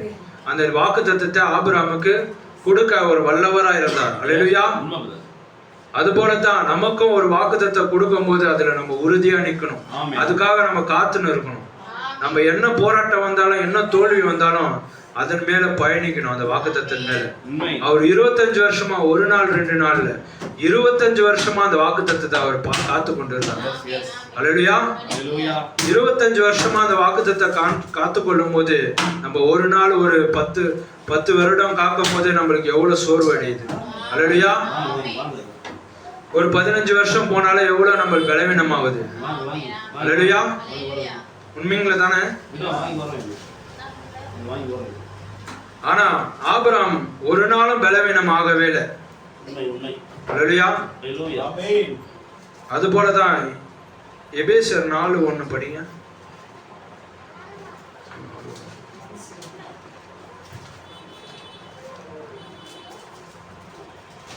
ஆதலால் கர்த்தர் நிமித்தம் கட்டுண்டவனாகிய நான் உங்களுக்கு சொல்லுகிற புத்தி என்னவெனில், நீங்கள் அழைக்கப்பட்ட அழைப்புக்கு பாத்திரவான்களாய் நடந்து மிகுந்த மனத்தாழ்மையும் சாந்தமும் நீடிய பொறுமையும் உடையவர்களாய் அன்பினால் ஒருவரில் ஒருவர் தாங்கி. ஆமென். அல்லேலூயா. நம்ம அழைக்கப்பட்ட அழைப்புல உறுதியாய் நின்று இப்படியா பவுல் சொல்லுகிறார். அல்லேலூயா. ஆபிரகாம் அழைக்கப்பட்ட அநேக போராட்டங்கள் உபத்திரங்கள் வந்தாலும் அவர் உறுதியா நின்று அந்த மனத்தாழ்மையிலும் எல்லாம் முககுப்புற விழுந்து ஒவ்வொரு நேரமும் தேவன் வரும்போதெல்லாம் அவர் தாழ்மையோட தன்னை தேவனோட சமூகத்தை, ஏன்னா வரும்போது ஏலோகியம் வரும்போது அவர் பார்த்தீங்கன்னா ஒரு காடியை சமைத்து ஒரு அப்பத்தை எடுத்துட்டு வந்து கொடுக்கும் போது தேவனுக்காக அவர் செய்கிறார். எதை செய்தாலும் அதை தேவனுக்காக செஞ்சார். மனுஷனுக்கு செய்யாம மனப்பூர்வமா நம்ம தேவனுக்காக செய்ய வேண்டும். அல்லேலூயா. அது போலதான் ஒரு தசன பாகம் கொடுக்கும் போது கூட பாத்தீங்கன்னா முதலாவது பாத்தீங்கன்னா அவர் தான் அந்த தசன பாக காரியத்தை எனக்கு தெரிஞ்சு கொண்டு வராருன்னு நினைக்கிறேன். அல்லேலூயா. ஆபிரகாம் மூலமா தான் அந்த காரியமே வெளிப்படுது. அது போலதான் அது எவ்வளவு முக்கியமான ஒரு காரியமா இருந்தா தேவன் அந்த ஆபிரகாம் கிட்ட அதை உடன்படிக்கை அந்த காரியத்தை செய்திருப்பார். அது மூலமா அவன் ஆசீர்வதிக்கப்பட்டான். தேவனும் நம்மளுக்கு ஒரு நிபந்தனை வைக்கிறாரு. எது இருந்தாலும் அந்த நிபந்தனை மூலமா தான் நம்மளை ஆசீர்வதிப்பான். அல்லேலூயா. எந்த ஒரு காரியமும் நம்மளுக்கு சும்மா கிடைத்திராது. இந்த ரட்சிப்பு கூட பாத்தீங்கன்னா நம்ம அதுக்காக தியாகம் பண்ண வேண்டியதா இருக்கு. ஏன்னா இன்னைக்கு அநேக சபைகள் ஊழியத்துக்காக அநேக பிரயாசம் பண்றாங்க, அநேக ஓடுறாங்க, வெளிமாநிலத்துல அநேக ஊழியங்கள் செய்யறாங்க. இன்னைக்கு கூட பாத்தீங்கன்னா யூடியூப்ல அநேக பேர் பாத்தீங்கன்னா சாணியை கரிச்சு வாயில ஊத்துறாங்க, ஊழியம் செய்யறவங்கள அநேக துன்புறுத்துறாங்க, அநேக பாடு அனுபவிக்கிறாங்க. ஆனாலும் தேவன் நம்மள பாத்தீங்கன்னா எந்த ஒரு காரியத்தில் அகப்படாதபடி இழக்காதபடி நம்மள சுலபமா ரட்சித்தார். அல்லேலூயா. நம்ம எவ்வளவு பெரிய தகுதி உள்ள ஜனங்களா இருக்கிறோம். அல்லேலூயா. அந்த அழைப்புக்கு நம்ம உண்மையா தாழ்மையோட பணிவோட நம்ம இருக்க வேண்டியதா இருக்குது. அது போலதான் ஆபிரகாம் பாத்தீங்கன்னா அவருக்கு வாக்குத்தத்தம் பண்ணப்பட்ட பிள்ளையை பெறும்போது பாத்தீங்கன்னா 100 வயது அவர் கடந்து போனார். சாராள் பாத்தீங்கன்னா 90 வயது. அல்லேலூயா. அவங்க 2 பேரும் நகைச்சாங்க. அல்லேலூயா. நகைக்கும் போது ஆனா அது தேவன் அங்க நிறைவேற்றினார். ஆனா அதுக்கு முன்னாடி இஸ்மவேல் பிள்ளை பிறந்துட்டான். அல்லேலூயா. வேலைக்காரி மூலமா. ஏன்னா தேவன் ஆதாமுக்கு கூட பாத்தீங்கன்னா ஒரு சந்ததியை கொண்டு வரும்போது காயின் அங்க பிறந்துட்டான். அல்லேலூயா. ஏன்னா தேவனுடைய திட்டத்தை கொலைக்கிறதுக்கு பதிலா பிசாசு அநேக திட்டங்களை அங்க வைப்பான். ஆனாலும் தேவன் அவர் அடையாளத்தை அங்க வைத்திருக்கிறார். எந்த பிள்ளை மேல அவர் ஒரு அடையாளத்தை வைத்தார். ஏன்னா வாக்குத்தத்தம் பண்ணப்பட்ட பிள்ளை பார்த்தனா ஈசாக்கு தான். அல்லேலூயா. வாக்குத்தத்தம் பண்ணப்பட்ட பிள்ளைன்னு பார்த்தா ஆபேல் தான். ஆபேலை அவன் கொன்னா கூட பார்த்தா சேத்து வம்சத்துல இருந்து தேவன் கொண்டு வரார். அல்லேலூயா. இனி கூட பார்த்தீங்கன்னா ஆபிரகாம் 100 வயதுல பெற்ற பிள்ளைய அவர் பார்த்தீங்கன்னா போய் பலி செலுத்தும்படியாய் அதை கொடுக்குறார். ஏன்னா இன்னைக்கும் பார்த்தீங்கன்னா நம்ம பெற்றுக்கொள்வதற்குள்ள இழக்க துணியும் போதுதான் நம்மளுக்கு உண்மையான ஒரு நீதிமான்களா இருக்கிறோம். அல்லேலூயா. ஏன்னா பெற்றுக்கொள்வது எல்லாருக்கும் ஈஸி, ஒரு ஊழியத்தை செய்து கொள்ள. ஆனா அதை இழக்கவும் நம்ம துணியது. ஆபிரகாம் இழக்க துணிதான். 25 வருஷமா காத்திருந்து ஒரு பிள்ளையை பெறும்போது அதை போய் பலி செலுத்துறதுக்கு ஒரு எவ்வளவு தைரியம் வேணும், எவ்வளவு விசுவாசம் வேணும். அல்லேலூயா. ஆனாதான் வேத வசனம் சொல்லுது, அவரு விசுவாசத்துல பலவீனமா ஆகாம எபிரேயர்ல சொல்லுது வல்லவன் ஆனான்ற. அல்லேலூயா. விசுவாசத்துல அவர் வல்லவன் ஆனார். அதனாலதான் வந்து ஆபிரகாம இன்னமும் சொல்றாரு, ஏன்னா அது ஒரு சந்ததியை கொண்டு வரணும். அப்படியே ஈசாக்க போய் அவர் பலி செலுத்தும் போது அப்ப கூட பாத்தீங்கன்னா பிள்ளையாண்டான் கேட்கறான், நான் என்ன செய்யறது சொல்லும் போது பார்த்தா அவர் என்ன சொல்லும் போது, ஆண்டவர் இங்க பலியும் இருக்கு இதுவும் இருக்கு, இங்க பார்த்து நான் பலி செலுத்தும்படியா ஆட்டுக்கடா எங்கன்னு கேட்கும் போது தேவன் நமக்காக ஒரு தகன பலியை பார்த்து கொள்வார்ன்ற. யாரு? ஆபிரகாம் வந்து ஈசா கிட்ட சொல்றான் அந்த மலை மேல போகும்போது. அல்லேலூயா. அது போலதான் இன்னைக்கும் தேவனை நம்ம ஒப்படைச்சு நம்ம காரியத்தை கொடுக்கும் போது மீதி எல்லாமே அவர் பார்த்து கொள்வார். நம்ம எதை குறித்த கவலைத்தை பட வேணாம். வார்த்தையோட பயணிச்சு நம்ம போக வேண்டியதா இருக்குது. நம்ம அதிகமா அதோட பயணித்து நம்ம வார்த்தையை மாத்திரம் விசுவாசித்து பயணிக்கும் போது அப்படிதான் நம்ம போக வேண்டியதா இருக்கு. மீதி ஆபிரகாம் அப்படிதான் பயணித்து போகும்போது அங்க பாத்தீங்கன்னா ஆட்டுக்கடா ஒரு பாத்தீங்கன்னா அங்க பார்க்கும்போது பலி செலுத்தும் போது அவர் கத்திய ஓங்கும் போது நம்மள கூட மேய்ப்பர் அநேக காரியம் சொல்ல அவர் ஓங்கி தீர்க்கதை சொல்றாரு. ஓங்கி அவர் இது பண்ணும்போது தேவதூதனே பிடிக்கிற அளவுக்கு அந்த அளவுக்கு விசுவாசமா அவர் ஓங்கினார். தேவனோட வார்த்தைய உறுதியா பற்று கொண்டார். அந்த பலியை செலுத்தி ஆகணும். ஏன்னா பாத்தீங்கன்னா ஆபேல் வந்து ஆடுதான் பலி செலுத்தினான். அல்லேலூயா. உண்மையான ஒரு மனிதனை பலி செலுத்த இங்கதான் வெளிப்பாடு வருது. அல்லேலூயா. உண்மைங்களா? ஆனா மிருகத்தை தாண்டி, ஏன்னா மிருகத்தோட ரத்தம் பாவத்தை நிவர்த்தி ஆக்காது, நிவர்த்தி ஆக்காது. பாவத்தை மூடும், ஆனா என்ன ஒண்ணு நிவர்த்தி ஆக்காது. அல்லேலூயா. அன்னைக்கு நியாயப்பிரமாணத்தின்படி பாவத்தை எல்லா பாவத்தையும் மிருகத்து ரத்தம் மூடிச்சு. அல்லேலூயா. அதனால்தான் ஒரு பலியை வச்சார். பலியை எதற்காக வச்சார்னா ஒரு மனிதன் மனம் திரும்பணும். அல்லேலூயா. தேவனோட ரத்தம், ஏன்னா ரத்தம் வந்து தேவனோட கோபத்தை நிறுத்துதான். அல்லேலூயா. ஏன்னா ஒரு மனிதன் பாவம் செய்யும் போது கோபத்தை நிறுத்தக்கூடிய அந்த ரத்தமா இருக்கிறது. அல்லேலூயா. ஆனாதான் ஒரு ரத்தத்தை இளங்கடாவை வெட்டி பலி செலுத்தும்படியாய் அவன் ஆபேல் வெளிப்பாடை பெற்றுக்கொண்டார். அது போலதான் இன்னைக்கு பார்த்தோன்னா ஆபிரகாம் கிட்ட அந்த உன் பிள்ளை எனக்காக கொடுப்பாயா சொல்லும் போது அவன் மனப்பூர்வமா அதை அழைப்பு ஏற்றுக்கொண்டு போய் அதை பலி செலுத்துறாரு. பலி செலுத்த போறாரு அந்த வாஞ்சியோட பெத்த பிள்ளைய. அல்லேலூயா. ஈசாக்கு அப்படியே அவங்க போய் கிடைத்துட்டு கத்திய ஓங்குற அளவுக்கு அந்த அளவுக்கு தேவனை ஒரு கரடு முரடான ஒரு விசுவாசத்தை அவர் பெற்றிருந்தார். அல்லேலூயா. இப்படியாப்பட்ட ஒரு ஃபெய்த் நமக்கு இருக்க வேண்டியதா இருக்கு. அன்றைக்கு பலி செலுத்துற அளவுக்கு விசுவாசம் இருக்குதுன்னா இன்னைக்கு ராப்சர் என்பது போற அளவுக்கு நம்மளுக்கு விசுவாசம் இருக்கணும். அல்லேலூயா. சும்மாலாம் வந்து எடுத்துக்கொள்ளப்படுறது நம்ம போக முடியாது. அந்த அளவுக்கு பலி செலுத்துற அளவுக்கு அவர் விசுவாசம் இருந்தார்னா இன்றைக்கு நம்மளுக்கு இந்த செய்தியை பெற்றுக்கொண்டு நம்ம ஜீவிக்கிற அளவுக்கு நம்ம வாழ்க்கையில நம்மளே பலியா மாறணும். அல்லேலூயா. அன்னைக்கு ஆபிரகாம் பிள்ளை பலியானா இன்னைக்கு நம்ம பலியா கொடுக்க வேண்டியதா இருக்கு.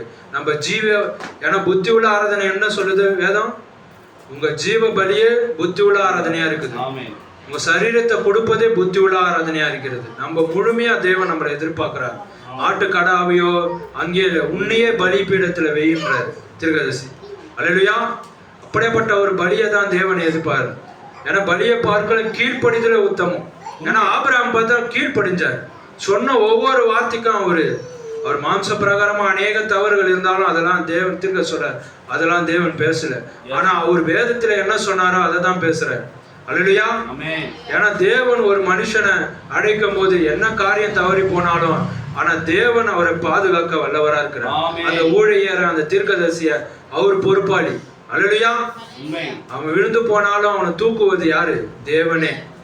ஆபிரகாமுக்கு பாத்தீங்கன்னா அங்க படிக்கும் போது எத்தனை இடத்துல அவரு தன் மனைவிய சகோதரியை சொல்லியிருக்கிறார், எத்தனை இடத்துல அவரு நகைத்திருக்கிறார், நிறைய காரியம் அவர் மிஸ்டேக் பண்ணியிருக்கலாம்.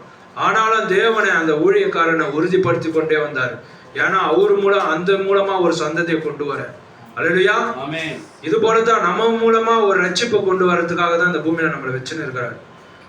அல்லேலூயா. சபைக்கு வருவது நோக்கம் இல்லை, நம்ம மூலமா நம்மளோட ஜெனரேஷனுக்கு இந்த ரட்சிப்பின் செய்தியை கொண்டு போகணும். அல்லேலூயா. அது போலதான் ஆபிரகாமை அழைத்த நோக்கத்தை பாத்தீங்கன்னா, அவர் அழைத்து அந்த நோக்கத்தை நிறைவேற்றும் போது, அவர் பலி செலுத்தும் போது பாத்தீங்கன்னா, அவர் பலியை கொடுக்கும் போது அந்த பிரதான பலியா ஆனா தடுத்து அங்க ஒரு பாத்தீங்கன்னா ஒரு முச்சடியில அங்க பாத்தீங்கன்னா ஒரு கிடாரி சிக்கி கொண்டு இருக்கிறது, அதை கொண்டு வந்து பலி செலுத்தினார். அப்ப பாத்தீங்கன்னா ஒரு நிச்சயத்தோட போயிட்டு திரும்பி வந்தார் பிள்ளையோட. அல்லேலூயா. என் புள்ள மறிக்க மாட்டான், அல்லேலூயா, நான் என் தேவன் கொடுத்த ஒவ்வொரு காரியத்தையும் நான் இழக்க மாட்டேன்னு சொல்லிட்டு அவர் நிச்சயத்தோட அந்த பிள்ளையை பெற்றுக்கொண்டு வந்தார். அது போலதான் இன்னைக்கு அந்த வம்சத்தின் மூலமா தான், ஏன்னா ஆபிரகாம் தான் தெரிந்து கொள்ளப்படுதல், ஈசாக் என்றால் நீதிமானாக்கப்படுதல். அல்லேலூயா. ஈசாக் என்றால் நீதிமானாக்கப்படுதல், யாக்கோபு என்றால் பரிசுத்தமாக்கப்படுதல், யோசேப் என்றால் பரிபூர்ணம். இயேசு கிறிஸ்துக்கு அடையாளமா இருக்கிறார். அல்லேலூயா. இயேசு கிறிஸ்துக்கு அடையாளமா இருக்கு. இந்த சந்ததி மூலமா தான் இயேசு கிறிஸ்து வருகிறார். அது போலதான் நமக்கு ஒரு குமாரன் வாக்குத்தத்தம், ஏசாயால கொடுக்கப்பட்ட வாக்குத்தத்தம் எங்க பிறகுது? கன்னி பிறப்புல பிறக்குது. அல்லேலூயா. கன்னி பிறப்புல பிறக்கும் போது பாத்தீங்கன்னா அந்த சந்ததி எல்லாம் பாத்தீங்கன்னா எல்லாருமே தேடுறாங்க. கன்னி பிறப்புல பிறப்பாங்கன்னு யாருக்கும் தெரியல. ஆனா கன்னி பிறப்பை தெரிஞ்சுதான் கண்டுபிடிச்சு ஒவ்வொரு காரியத்தையும் அவங்க கொலை செய்திருப்பாங்க. ஆனா நிச்சயமான ஒரு கன்னி பிறப்புல அவர் பிறக்கிறார். அல்லேலூயா. அந்த கன்னி பிறப்பை பிறக்கும் போது பாத்தீங்கன்னா அது உண்மையான ராஜகிரி வித்தா இருக்குது. அல்லேலூயா. அது பாத்தீங்கன்னா ஆபிரகாம் வித்தா இருந்து, இது ராஜகிரி வித்து. வானத்திலிருந்து வந்து இது மனுஷனால உண்டான அது பிறப்பல்ல, இது பரலோகத்தில் உண்டான பிறப்பு, இயேசு கிறிஸ்து பிறப்பு. அல்லேலூயா. பரிசுத்தாவில் பிறக்கிற பிறப்பு. அல்லேலூயா. இந்த சந்ததி வரதான் இந்த ராஜகிரி வித்தை பாதுகாக்கிறதுக்கு தான் தேவன் ஆபிரகாமை தெரிந்து கொண்டார். அல்லேலூயா. ஏன்னா தேவன் தாவீத ஒவ்வொரு ஊழியக்காரன் அவரோட ஊழியக்காரன் மூலமா தான் அவர் சந்ததியை கொண்டு வருகிறார். அதுபோல்தான் இயேசு கிறிஸ்து ராஜகிரி வித்து இந்த பூமியில பிறக்கும் போது தனக்காக இந்த பூமி மனுக்குலத்துக்காக தன்னை ஒப்பு கொடுக்கும்படியாய் அங்க மாம்சத்துல பிறந்த ஆபிரகாமுக்கே ஒரு காரியம் அப்படி இருக்குமானா, தேவன் நமக்கா இந்த பூமியில பிறக்கும் போது தன்னையே இழக்க துணிந்தார். அல்லேலூயா. அந்த பலிதான் பிரதான பலியா இருக்கிறது. எல்லா பலியும் காட்டிலும் ஆடு மாடு ரத்தத்தின் கீழாக எல்லா பலியும் அங்க முடியுது. அல்லேலூயா. ஏன்னா ஒரே பலியால அவர் எல்லா காரியத்தையும் அந்த திரைச்சிலை ரெண்டாக்கி இழுத்து உள்ள பிரவேசிக்கும்படியாய் நம்மளுக்கு அதிகாரம் கொடுத்தார். அல்லேலூயா. ஆனாதான் அவர் இடையில பேசும்போது பாத்தீங்கன்னா, ஆபிரகாம் இருக்கிறதுக்கு முன்னாடியே நான் இருக்கிறேன்னு சொல்லும் போது அங்க கல்ல எறிகிறான், உனக்கு 50 வயசே ஆகலேன்றாரு. அல்லேலூயா. ஆபிரகாம் இருக்கும் போதே இருக்கிறியா? நீ எப்படி இருக்க முடியும்? உனக்கு 50 வயசு ஆகல, நீ 50 வயசு தோற்றம் கூட உனக்கு காணல, நீ ஆபிரகாம் இருக்கிறதுக்கு முன்னாடி இருக்கிறேன்ற சொல்லும் போது நீ தெரிந்தது அவ்வளவுதான், நான் உலக தோற்றம் முன்னே ஆபிரகாம் இருக்கிறதுக்கு முன்னே இருந்த அதே தேவன் அப்படின்னு சொல்லும் போது அவர் மறைஞ்சு போறாரு. வேதத்துல மத்தேயுல வருது அந்த வசனம், யோவான்ல 8ஆம் அதிகாரம் படிக்கும் போது நீங்க பாப்பீங்க. அப்படியே மறைந்து போறாரு. தேவனா இருந்தா ஓடி போயிருக்கலாம், மறைஞ்சு போறாரு. அவரால் மறைய முடியும், ஏன்னா இயற்கைக்கு மேற்பட்ட தேவன். அல்லேலூயா. இயேசு கிறிஸ்து அவருக்குள்ள தேவத்துவம் இருந்தது, மனிதத்துவம் இருந்தது. ஆனா தான் அவர் மனுஷங்கிட்ட பேசுறார், உரையாடுறார். அல்லேலூயா. ஆனா வார்த்தையின் வரும்போது அவர் தேவத்துவம் வெளிப்படுது. அல்லேலூயா. உண்மைங்களா? Praise Lord.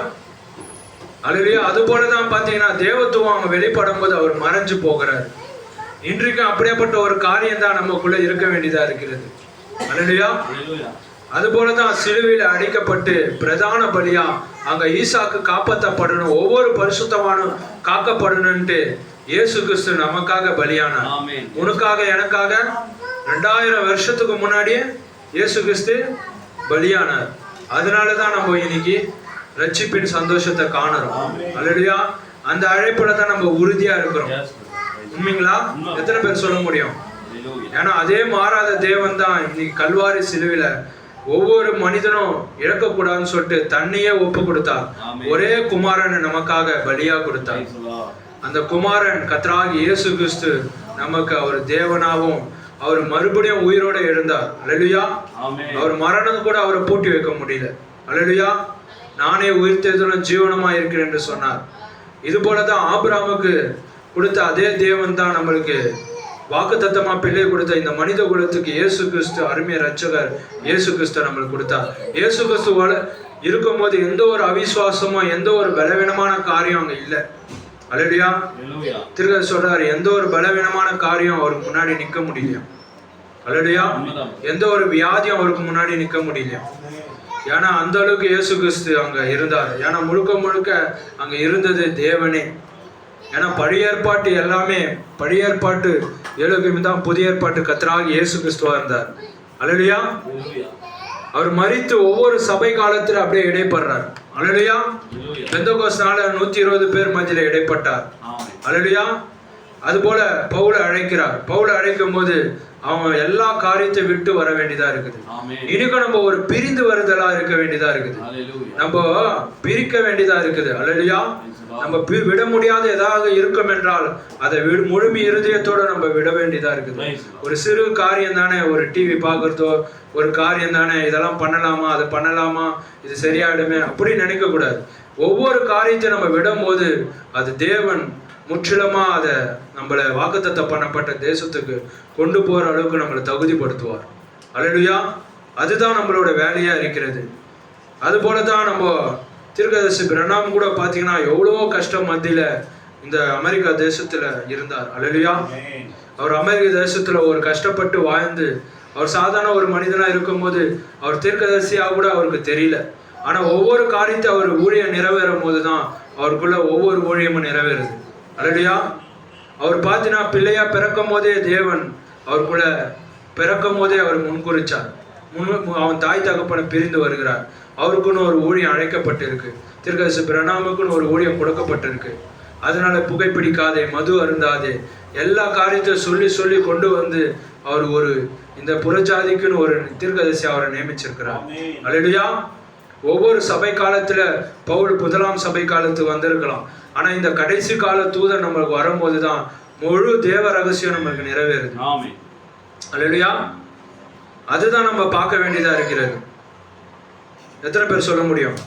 அதனாலதான் பாத்தீங்கன்னா கூட தீர்க்கதரிசி பாத்தீங்கன்னா ஒரு பெண்ணை கூட சுகப்படுத்தும் போது அவர் வியாதிஸ்தரா இருந்து அநேக காரியம் செய்யும் போது கூட பாத்தீங்கன்னா அவர் பாத்தீங்கன்னா வயிற்று புற்று நோயினால ஒரு பெண் வரங்கிறாங்க.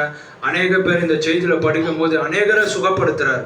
ஆனா இதெல்லாம் தீர்க்கதரிசி பிரணாம் இது வார்த்தையோட பொருந்தவில்லையா கேட்கும் போது அவர் என்ன சொல்றாருன்னா, என்னவா இருந்தாலும் இந்த பக்கத்துல 12-13 படிக்கிறேன். என்னவா இருந்தாலும் ஆபிரகாம் அழைப்புல என்னவா இருந்தாலும் இந்த சிறிய பெண் பிறகு கர்த்தர் உரைக்கிறார், நீ குணமடைந்தாய் என எனலாம்.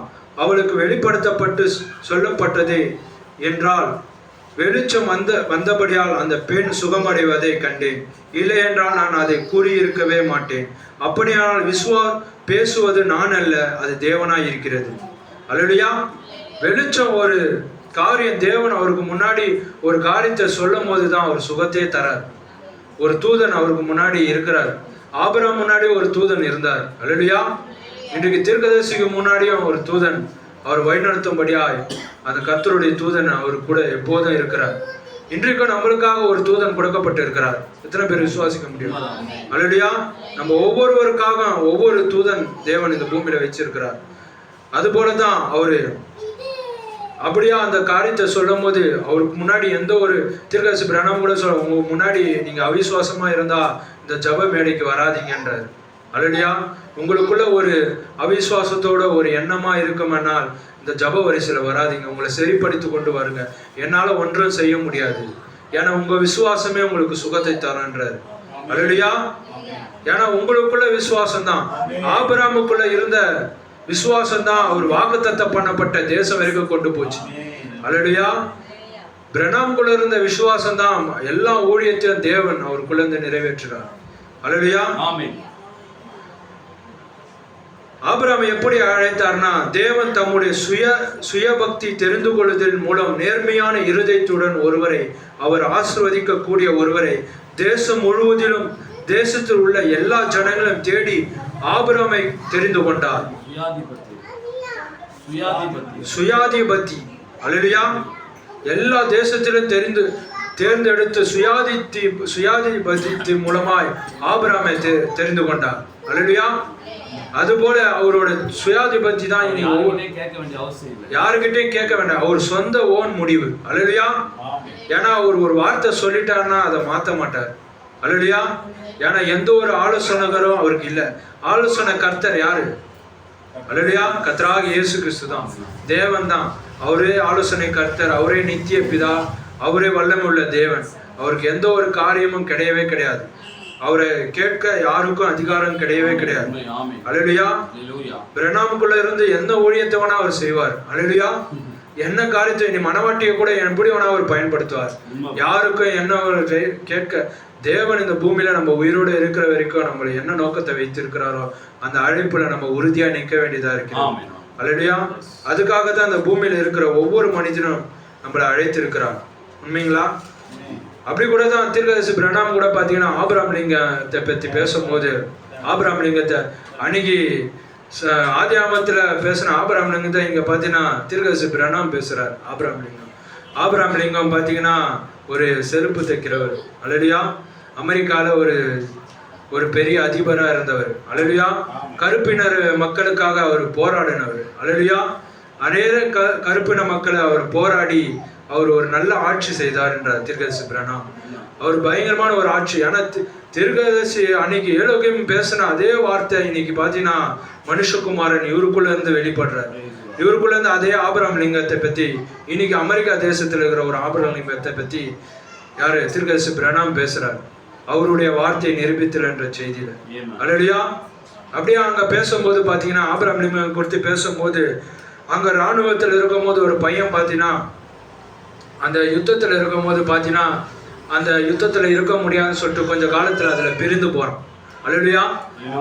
பயத்தினால. ஆனாலும் அங்க இருக்கிற ஒருத்தர் வந்து இவனை இந்த மாதிரி போனானா ரகசியம் தெரிஞ்சுன்னு சொல்லி இவரை சுட்டு கொள்ளணும். ஏன்னா அந்த சட்டம்படி அந்த இராணுவத்துல இருந்து வெளியே போயிட்டா இவங்களை காப்பாற்ற முடியாது, அவங்களுக்கு மரண தண்டனை தான் சொல்லிட்டு அவங்கள இது பண்ணி அப்படியா சொல்றாரு. ஆனா அப்படியே பார்க்கும்போது அங்க இருக்கிற ஒரு உதவியாளர் போயிட்டு ஆபிரகாம் லிங்கம் கிட்ட போட்டு ஒரு இடத்துல போகும்போது அவர் பதவி ஏற்று வரும்போது போயிட்டு இந்த மாதிரி ஒரு பையன் இருக்கிறான், இந்த மாதிரி காரியம் இருக்கிறது, அவரை வந்து கொல்லத்துக்காக இன்னைக்கு நம்ம சட்டம் போட்டிருக்கோம் அப்படின்னு சொல்லும் போது பார்த்தீங்கன்னா இது செய்தியில் படிக்கும் போது உங்களுக்கு புரியும். டீட்டெயிலாக பாருங்க, நான் சுருக்கமாக சொல்கிறேன். அப்படியே சொல்லும் போது பார்த்தீங்கன்னா ஆபிரகாம் லிங்கத்தை பற்றி அவர் சொல்லி ஒரு கடிதத்தை கையத்தில் எழுதுவா, நீங்கள் கையை தோண்டி போட்டிங்கன்னா போதும், அந்த கையத்தை வச்சு நான் அவனை பாதுகாத்துருவேன், அப்படியே அந்த பையனுக்கு விடுதலை வாங்கி கொடுத்துருவேன் சொல்லும்போது ஏன்னா மொத்த கருப்பினருக்கும் விடுதலை தர ஒரு பையனுக்கு விடுதலை தர மாட்டான்னு சொல்லிட்டு கையத்தை எழுதி கொடுக்குறாரு. ஆனால் அந்த கையத்தை எழுதி கொடுத்தா அவன் கிட்ட கொடுக்கும் போது அவன் சிறைச்சாலையில் இருக்கும் போது இவர் போய் அவன் கிட்ட கொடுக்கும் போது அவன் ஏற்றுக்கவே மாட்டான். அல்லேலூயா. கொடுக்கல. ஃபர்ஸ்ட் போய் பேசும்போது இவனுக்கு மாதிரி நீ விடுதலை ஆக போகிற, அவன் முழுமையா நாளைக்கு என்ன நடக்கும், நான் மரண தண்டனை அனுபவிக்க போறேன், நான் மரணத்துல நான் இருக்க போறேனே, என்னை யாரும் காப்பாற்ற முடியாதானா அந்த மன தோல்வியில பட்டு ரொம்ப தனிமையில் அவன் அந்த மனவேதனையில் அவன் இருக்கும்போது அவன் போய் சொல்லும் போது ஒருத்தர் அந்த கடிதத்தை வாங்கின்னு வந்து இந்த மாதிரி ஆபிரகாம் நான் சந்தித்தேன், உண்மையால உனக்கு விடுதலை கொடுத்துட்டாரு, நீ வரலாம்னு சொல்லும் போது அதை அவர் ஏற்றுக்கொள்ள முடியல. அல்லேலூயா. அவர் ஏற்றுக்கொள்ள முடியல. ஏற்றுக்கொள்ளாத போதுல அப்போ அந்த கையத்தை காமிக்கிறாரு. இது வேற ஆபிரகாம் லிங்கன் கையத்தை போட்டுட்டாரு காமிக்கும் போது அதை கூட அவன் பார்த்துட்டு இது எந்த ஒரு அரசாங்க முத்திரையே இல்லையே, எந்த சீலம் இல்லையே, அல்லேலூயா அப்படின்னு சொல்லும் போது அதை நிகழ்ச்சார். அன்னதாத்து ஒரு மன்னிப்பா ஏற்றுக்காத போது அதுக்கு மன்னிப்பு கருதப்படாது. அல்லேலூயா. இன்று கூட ஒவ்வொரு மனிதனுக்கும் கர்த்தராகிய இயேசு கிறிஸ்து இந்த மன்னிப்பினர் செய்தி இந்த கொடுத்தார். அல்லேலூயா. ஒவ்வொரு மனிதனுக்கும் போகுது, ஒவ்வொரு சபைக்கும் போகுது.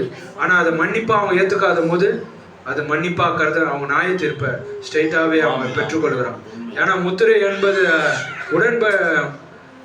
உடன்படிக்கை என்பது ஒரு முத்திரையா இருக்குதுன்ற தீர்க்கதரிசி, முத்திரை என்பது பரிசுத்த ஆவியா இருக்குதுன்ற. அல்லேலூயா. அல்லேலூயா. அது போலதான் பாத்தீங்கன்னா ஆபிரகாம் லிங்கன் பார்த்தியா அந்த கார்த்தை கொடுக்கும் போது அவ்வளோ பெரிய அதிகாரி கையெழுத்து எழுத ஏற்றுக்கொள்ளாத போது அந்த மனப்பக்குவம் இல்லை. ஏன்னா அவனுக்குள்ள அவ்வளோ அவிசுவாசம் நிறைஞ்சிச்சு. அல்லேலூயா. இன்னைக்கும் அது போலதான் ஒவ்வொரு மனிதனும் உலகத்துல ஜீவிக்கும் போது அவனுக்குள்ள உலகத்தின் காரியத்தை விட்டுவான்னு சொல்லும் போது இந்த செய்தி அவனால பின்பற்ற முடியல. மன்னிக்கிறாரு தேவன், உன்னை நேசிக்கிறாரு இந்த நாளுக்குரிய. ஏன்னா பூமியில யாருக்கு அதிகாரம் உண்டு பாவங்களை மன்னிக்க? அல்லேலூயா. மனுஷகுமாரனுக்கு. மனுஷகுமாரன் என்றால் தீர்க்கதரிசி. அல்லேலூயா. தீர்க்கதரிசி மூலமா இன்னைக்கு மன்னிக்கிறார். உங்களோட பாவத்தையும் என்னோட பாவத்தையும் தீர்க்கதரிசி பிரணாமம் தான் இந்த செய்தியை கொண்டு வந்தார். நம்மளா போய் செய்யிட்டா பாவ மன்னிப்பு ஆகல. அல்லேலூயா. சபை ஸ்தாபனங்கள் பாவ மன்னிப்பு கொடுக்கல. ஆனாதான் சொல்றாரு, மன்னிக்கப்படாத போது தேவன் பாத்தீங்கன்னா ஒரு வார்த்தையை வச்சுதான் நியாயம் தீர்ப்பாரா. ஏதோ ஒரு மெத்தடிக் சபையோ ஒரு பேப்டிஸ்ட் சபையோ கத்தோலிக்க சபையோ வச்சு தேவன் ஒருபோதும் நியாயம் தீர்க்க மாட்டாராம். தன் வார்த்தையை வச்சுதான் நியாயம் தீர்ப்பாராம். அல்லேலூயா. அப்படியே ஒரு 2 செய்தியை வாசித்து கடைசியா முடிச்சுக்கிறேன். பாருங்கள், ஆபிராம் தேவன் தம்முடைய விசேஷ குணங்களில் இருந்துச்சு. பாருங்கள், ஆபிராம் ஒரு அடையாளத்தை கண்டான். மற்றொரு அழைப்பு, ஒரு அடையாளம், ஒரு அழைப்பு, ஒரு அழைப்பு, ஒரு அடையாளம். அதை வாக்குத்தத்தம் பண்ணப்பட்ட குமாரனாக காத்திருந்தான். ஆனால் அவன் கண்ட கடைசி அடையாளம், கடைசி பிரசனமாகுதல், வாக்குத்தத்தம் பண்ணப்பட்ட குமாரன் காட்சியில் வந்தடையுடன் முன் கடைசியாக தேவனுடைய விஜயத்தில் ஏலோகிமி மாம்ச சரீரத்தில் இருந்தார். அதன் பின்னரே வாக்குத்தத்தம் பண்ணப்பட்ட குமாரன் வந்தார். ஏலோகிமி மாம்ச சரீரத்தில் வந்த பேர் தான் அப்புறம் தான் வாக்குத்தத்தம் பண்ணப்பட்ட குமாரன் இயேசு கிறிஸ்துவே வருகிறார். அல்லேலூயா. ஆபிரகாமுடைய வித்து வாக்குத்தத்தம் பண்ணப்பட்ட குமாரனாகிய இயேசு கிறிஸ்துவாக காத்து கொண்டிருந்தது. அவர்கள் அடையாளங்களை, பரிசுத்த ஆவியின் பொழியை, அந்நிய பாஷையில் பேசுதல், தெய்வீக சுகமளித்தல் போன்றவை கண்டிருக்கின்றன. ஆனால் மனுஷகுமாரன் வெளிப்படும் போது ஏலோகிம் ஆபிரகாமின் ராஜகிர வித்திற்கு திரும்பி வந்து அந்த நாளில் அவர் காண்பித்த அதே காரணத்தை காண்பிப்பார். ஆம், ஏலோகிமின் அப்போது இருந்தது போலவே. ஏன்? அது தேவனுடைய விசேஷ குணமா இருக்கிறது. அல்லேலூயா. தேவன் ஒரு காரியத்தை செய்தார்னா கண்டிப்பா அதே காரியத்தை திரும்பவும் தீர்க்கதரிசி மூலமா செய்வார். ஏன்னா அன்னைக்கு ஆபிரகாம் இயேசு கிறிஸ்து வரதுக்கு முன்னாடி ஏலோகிம் வாக்குத்தத்தம் பண்ணப்பட்ட ஈசாக்கு பெரும் ராஜகிர வித்த மனுஷகுமாரன் வரும்போது இன்னைக்கும் அதே பார்த்தீங்கன்னா இந்த பூமி அழிக்கப்படும் போது அதே மனுஷகுமார் வரமாட்டா, வெளிப்படுவார். தீர்க்கதரிசி மூலமா வெளிப்பட்டுக்கிறார். ஏன்னா ஏலோகிமே. ஆனா இன்னைக்கும் பார்த்தீங்கன்னா சபை சாரல் யாருக்கு அடையாளமாக இருக்கிறார்? சபைக்கு அடையாளமா இருக்கிறார். இன்னைக்கும் பார்த்தீங்கன்னா நம்ம சபை என்றால் வெளியே அழைக்கப்படுதல். அல்லேலூயா. நம்ம அழைக்கப்பட்டிருக்கோம். ஸ்தாபனங்களிலிருந்து எல்லாத்திலும் நம்ம வேறு பிரித்து இந்த யாத்திரையில வெளியே கொண்டு வந்திருக்கிறார். நம்ம அழைக்கப்பட்டிருக்கிறோம். இனி தான் நம்மளை மனவாட்டி என்று அழைக்காமல் சபை என்று அழைக்கிறார். சபை என்று அழைக்காமல் மனவாட்டி என்று அழைக்கிறார். ஆனாதான் சபை என்றால் வெளியே அழைக்கப்பட, இன்னைக்கு மனவாட்டி என்று நம்மளை தேவன் முத்திரைத்திருக்கிறார் அவர் நாமத்தின் கீழாக. அப்படியே அவருடைய வார்த்தை நிரூபித்தல் என்ற செய்தி கடைசியா படித்து முடிக்கிறேன். அவர் மருத்துவரிலிருந்து எழுந்தார் என்று நாம் கூறுகிறோம். நான் கூறவில்லை, இங்குள்ள வார்த்தை உரைக்கிறது. அவர் மருத்துவரிலிருந்து எழுந்தார் என்றார். அவர் நேற்றும் இன்றும் என்றும் மாறாதவராய் இருக்கிறார் என்று அவர் கூறியுள்ளார். அதை நீங்கள் விசுவாசிக்கிறீர்களா? இவை கடைசி நாளில் சம்பவிக்கும் என்று அதை மனுஷகுமாரன் வெளிப்படுவார் என்று அவர் வாக்குத்தத்தம் செய்துள்ளார். அல்லேலூயா. மனுஷகுமார் வெளிப்படுவார் என்று வாக்குத்தத்தம் செய்துள்ளார். இப்போது ஞாபகம் கொள்ளுங்கள், நமக்கு பின்னால் இருந்த சாரலின் மனதில் இருந்த சிந்தனை பகுத்தறிந்து ஆபிரகாமிடம் பேசினவர் இயேசு அல்ல. அல்லேலூயா. ஆபிரகாமிடம் பேசுவது இயேசு அல்ல, அது இயேசு அல்ல. அவர் அப்போது பிறக்கவில்லை. அது மாம்ச சரீரத்தில் இருந்த ஒரு மனிதன். அல்லேலூயா. ஆபிரகாம் அவரை ஏலோகிம் சர்வ வல்லமை உள்ள என்று அழைத்தான். இயேசு சோதமை நாட்டில் நடந்தது போல என்றார். இப்போது கூர்ந்து கவனிங்கள். அல்லேலூயா. சோதமை நாட்களில் நடந்தது போல மனுஷகுமாரன் வருகாலத்தில் மனுஷகுமாரன் வெளிப்படும் நாளில் நடக்கும். இனிமேல் சபைக்காக அல்ல. அல்லேலூயா. இனி சபைக்காக அல்ல. நம்ம சபையை விட்டு லவோதிகா சபையிலிருந்து வெளியே அழைக்கப்பட்டிருக்கோம். நம்ம சபைக்கால கடந்து பிரைட் ஏஜில் இருக்கிறோம். அல்லேலூயா. வார்த்தையின் முழுமையில நம்ம இன்னைக்கு ஜீவித்துன்னு கொண்டு இருக்கிறோம். அல்லேலூயா. அதற்காகவே நம்ம எடுத்துக்கொள்ளப்படுவதற்கு தான் நம்ம நோக்கமா இருக்கிறது. அல்லேலூயா. அதுக்காக தான் பிறந்திருக்கிறோம், சபைக்காக அல்ல. பாருங்கள், இனிமேல் அல்ல, மனவாட்டி என்று அழைக்கப்படுகிறார். அல்லேலூயா. பாருங்கள், மனுஷகுமாரன் சபையோட தலையை ஒன்று சேர்க்க இணைக்க மணவாட்டி கல்யாணம் மணவாளினின் அழைப்பு அதன் வழியாக வரும். அப்போது மனுஷகுமாரன் இருவரையும் ஒன்றாக இணைக்க கீழே இறங்கி மாம்ச சரீரத்தில் வருவார். அல்லேலூயா. அப்போது மாம்ச சரீரத்துல மணவாளன் இறங்கி வருவார் தீர்க்கதரிசி மூலமா. இன்னைக்கு அதனால தான் நம்மளுக்கு வார்த்தை வெளிப்பட்டு இருக்கு. வார்த்தை நம்மளுக்கு வெளிப்பட்டு இருக்கு. சபை வார்த்தையாக இருக்க வேண்டும். அவர் வார்த்தையாக இருக்கிறார். நம் வார்த்தையும் இணைய வேண்டும். அவரும் மணவாளனும் வார்த்தையா இருக்கிறார். நம்மளும் வார்த்தையாக இணைய வேண்டும். இவ்விருவரும் ஒன்றாக இணைகின்றனர். அதை செய்வதற்கு மனுஷகுமாரன் மாம்ச சரீரத்தில் வெளிப்பட வேண்டும். குருவானவர் அல்ல, எனக்கு தெரியாது, நான் என்ன கூறுகிறேன் என்று புரிகிறதா? பாருங்கள், மனுஷகுமாரன் இயேசு கிறிஸ்து தம் மத்தியில் மாம்ச சரீரத்தில் இறங்கி வந்து அவருடைய வார்த்தை மிகவும் தத்துரமாக்குவார். அல்லேலூயா. அது மணவாட்டி அவரையும் ஒன்றாக இணைக்கும். அதன் பிறகு அவள் கல்யாண விருந்துக்கு வீடு செல்வாள். ஆமென். அவள் ஏற்கனவே இணைக்கப்பட்டு விட்டாள். அல்லேலூயா. ஏற்கனவே அவள் இணைக்கப்பட்டு விட்டாள். இந்த செய்தி நம்ம எப்போ வந்தது, நம்ம எப்போ தேவனோட வந்துட்டோமோ அப்பவே இந்த தேவன் இங்க இருக்கிறார். பாஸ்டர் சொன்னதுபடி தேவன் இங்க இருக்கிறார் என்பது ஆபிரகாம் எப்படி விசுவாசித்தாரோ, முகமுகமா தேவனை எப்படி மனுஷன் தீர்க்கதரிசி பிரணாமுக்குள்ளேருந்து நம்ம எப்படி பிலீவ் பண்றோமோ அப்போதே நம்ம இணைக்கப்பட்டு விட்டோன்றார். அல்லேலூயா. பாருங்க, நம்ம கல்யாண விருந்துக்கு செல்கிறோம், கல்யாணத்திற்கு அல்ல. அல்லேலூயா. நீங்கள் பலவான்களின் மாம்சத்தை பூசிங்கள், ஏனெனில் ஆட்டுக்குட்டியானவருடைய கல்யாணம் வந்தது. எடுத்துக்கொள்ளப்படுதல் என்பது கல்யாண விருந்துக்கு செல்லுதல். எடுத்துக்கொள்ளப்படுதல் என்பது கல்யாண விருந்துக்கு செல்லுதல். அல்லேலூயா. எடுத்துக்கொள்ளப்படுதல் என்பது கல்யாண விருந்துக்கு செல்லுதல். அல்லேலூயா. அந்த செய்தியில தீர்க்கதரிசி அப்படியா சொல்லு. அது வார்த்தை அந்த நபருடன் இணையும் போது இருவரும் ஒன்றாகி ஆகின்றனர். அப்போது அது என்ன செய்கிறது? அது மனுஷகுமாரன் மறுபடியும் வெளிப்படுத்துகிறது. அல்லேலூயா. நம்மளும் இயேசு கிறிஸ்து மிஸ்ஸஸ் ஜீசஸ் கையா இணையும் போது இந்த வார்த்தையை நம்ம இந்த இரண்டாம் வருகை இந்த வார்த்தையை பிலீவ் பண்ணும் போது நம்மளுக்கு மனுஷகுமாரன் வெளிப்படுவார். ஒவ்வொரு மனிதனுக்கும் வெளிப்படுவார்.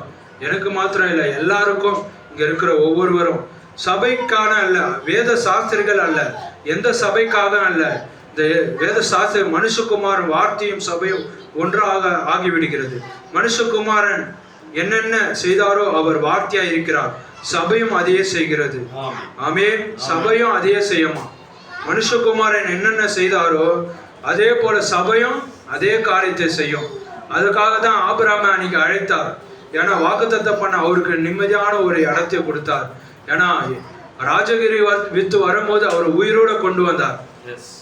எல்லா கல்லறையும் ஆபிரகாமுக்குள்ள இருக்கும்போது ராஜகிரியை வித்த கொண்டு வரும்போது உண்மையா அவர் உயிரோட இயேசு கிறிஸ்து உயிர் தெரிந்த போது முதலாவது அவர் கல்லறை திறக்கப்பட்ட போதுதான் அநேக பரிசுத்தவான்கள் வெளியே வந்தார்கள். அல்லேலூயா. இன்றைக்கும் இந்த வார்த்தையை நம்ம இந்த நாளுக்குரிய தீர்க்கதரிசி வார்த்தையை நம்ம விசுவாசிக்கும் போது தேவன் மனுஷகுமாரன் நம்ம கிட்ட வெளிப்பட்டு இருக்கிற அதே ராஜகிரியை வித்தா நம்மளும் இருக்கிறோம். அல்லேலூயா. அதே தேவனோட சாயல நம்மளும் இருக்கிறோம். அதற்காக தான் இந்த செய்தி நம்ம இந்த பூமியில மறிக்கிறதுக்காக நோக்கம் இல்லை, அதற்காக அழைக்கப்படலை. நம்மளோட நோக்கம் தேவனோட எடுத்துக்கொள்ளப்படுறது தான் இருக்குது. ஆமென். கர்த்தர் இந்த வார்த்தை கொடுத்த அடியனை கூட எடுத்து பயன்படுத்துறதுக்காக தேவனுக்கு நன்றி. கேட்ட ஒவ்வொருவரையும் தேவன் தாமே ஆசீர்வதிப்பாராங்க.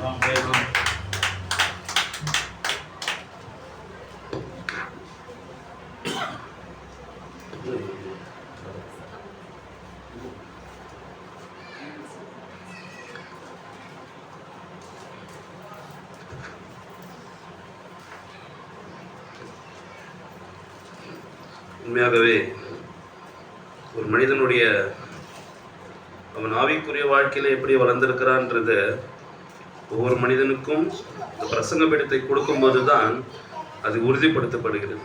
அல்லேலூயா. உண்மையாகவே அநேக சபைகளிலே கக்கூஸ் கவரியா கடைசி வரைக்கும் கக்கூஸ் கழுவு, பெருகுறியா கடைசி வரைக்கும் பெருக்கு, டீக்கனாகிறியா கடைசி வரைக்கும் டீக்கனாகு, பாட்டு பாரியா கடைசி வரைக்கும் பாட்டு பாடு,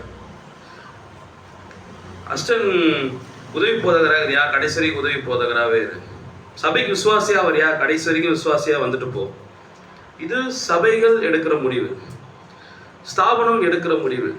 ஆனால் உண்மையாகவே பரிசுத்தாவியை பெற்றுக்கொண்ட ஒரு சபையில் ஆவியானவர் பரிசுத்தாவியானவர் இருந்தா அவர் வழிநடத்தல தான் அந்த சபை நடத்துவார். அல்லேலூயா. ஆவியானவர் சபையில் இருந்தா அவரோட வழிநடத்தல தான் நடத்துவார். நம்ம யாரையும் வந்து புடிச்சுனா வைக்க முடியாது. யாரையும் வந்து ஒரு இந்த செய்தியை பொறுத்த வரைக்கும் மெய்யாகவே ஒரு அருமையான ஒரு கிளாப் மட்டும் பண்ணலாம் சகோதரர். நம்முடைய அதனால தான் நான் சொல்றேன் பார்த்தீங்களா, அன்னைக்கு சொன்ன மாதிரி தான் இன்னைக்கும் சொல்றேன். அவர் கூட கோச்சிங்னாருன்னு கேள்விப்பட்டேன். அவருக்கு சாங் லீடர் வரமாட்டேங்குது சொன்னதுக்கு. இப்போ நீங்க சொல்லுங்க, அவர் சாங் லீடரா இல்லை நல்லா பிரசங்கியாரா? அவர் மனைவி நீங்க சொல்லுங்க. சொல்லுமா அம்மா, சொல்லுமா.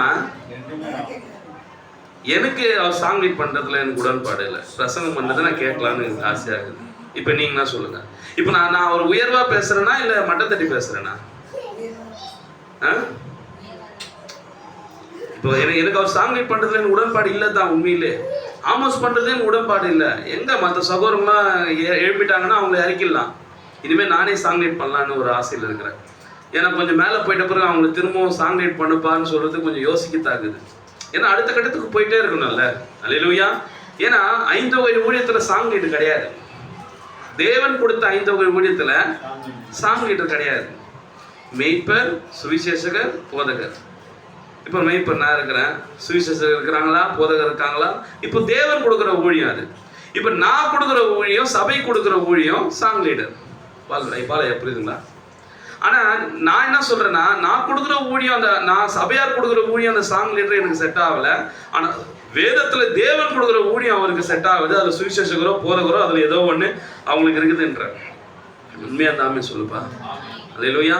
அவர்கள் கரங்களை தட்டி சகோதரர் ஜேம்ஸுக்கு இந்த இடத்தை பொறுத்த வரைக்கும் ஒரு உண்மையான தகப்பன் என்ன நினைப்பானா, நான் பெற்றுக்கொண்ட சத்தியத்தை அதுக்கு காட்டிலும் மேலாக பெறணும்னு தான் உண்மையாகவே தகப்பன் நினைப்பான். இயேசு கிறிஸ்து அதை தான் விரும்பினார்.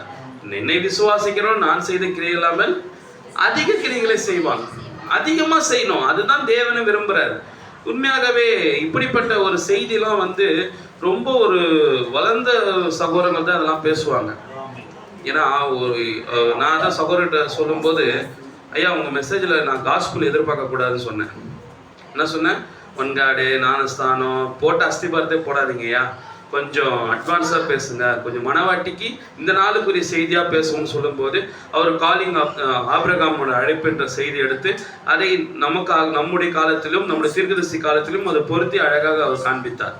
நிபந்தனை இல்லாத ஒரு உடன்படிக்கை ஆபிரகாமுக்கே நிபந்தனையோடு கொடுத்தார், இது புசிக்கும் நாளில் சாகவே சாவா என்று.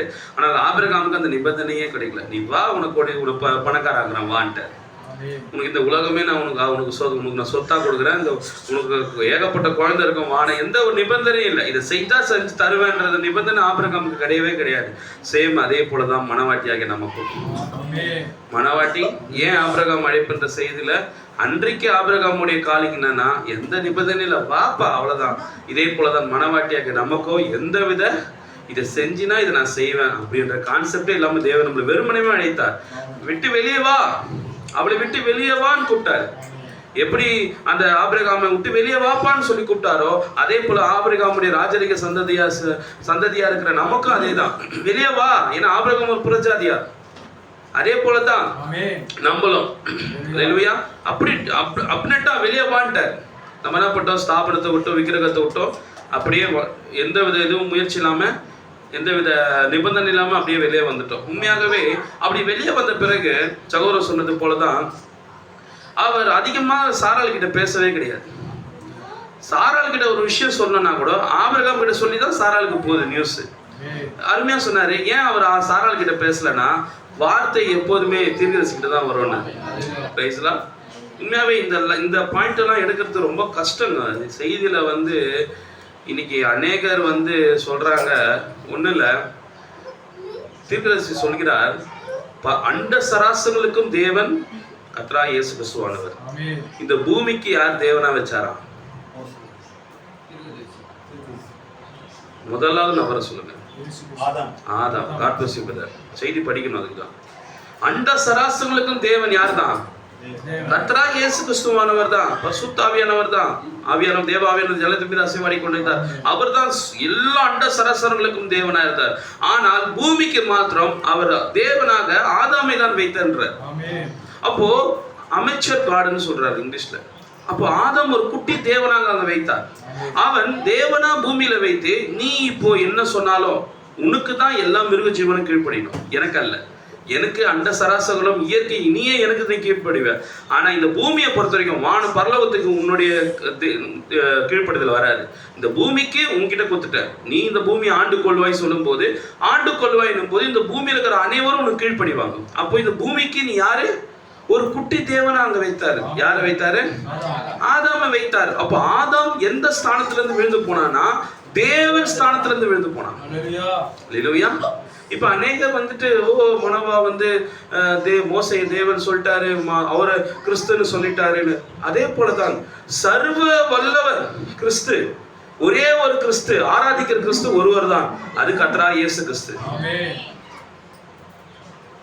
ஆனால் அவரு தலை, நாம் சரீரமா இருக்கும் பட்சத்துல இந்த பூமியிலே நாம் ஆராதிக்க கூடாது கிறிஸ்து. என்ன டிஃபரன்ஸ்னா, நம்மளாம் செய்தல கொஞ்சம் படிச்சதுனால நான் கொஞ்சம் உங்களுக்கு டக்குன்னு சொல்லிடுறேன். இதை நான் விளக்கணும்னா ஈஸியா விளக்கிடுவேன். தேவன் அண்ட சராசரங்களுக்கும் தேவன். ஆதாம் பாவம் இல்லாத ஆதாம் பூமிக்கு மாத்திரம் தேவனாயிருந்தான். புரியுதுங்களா?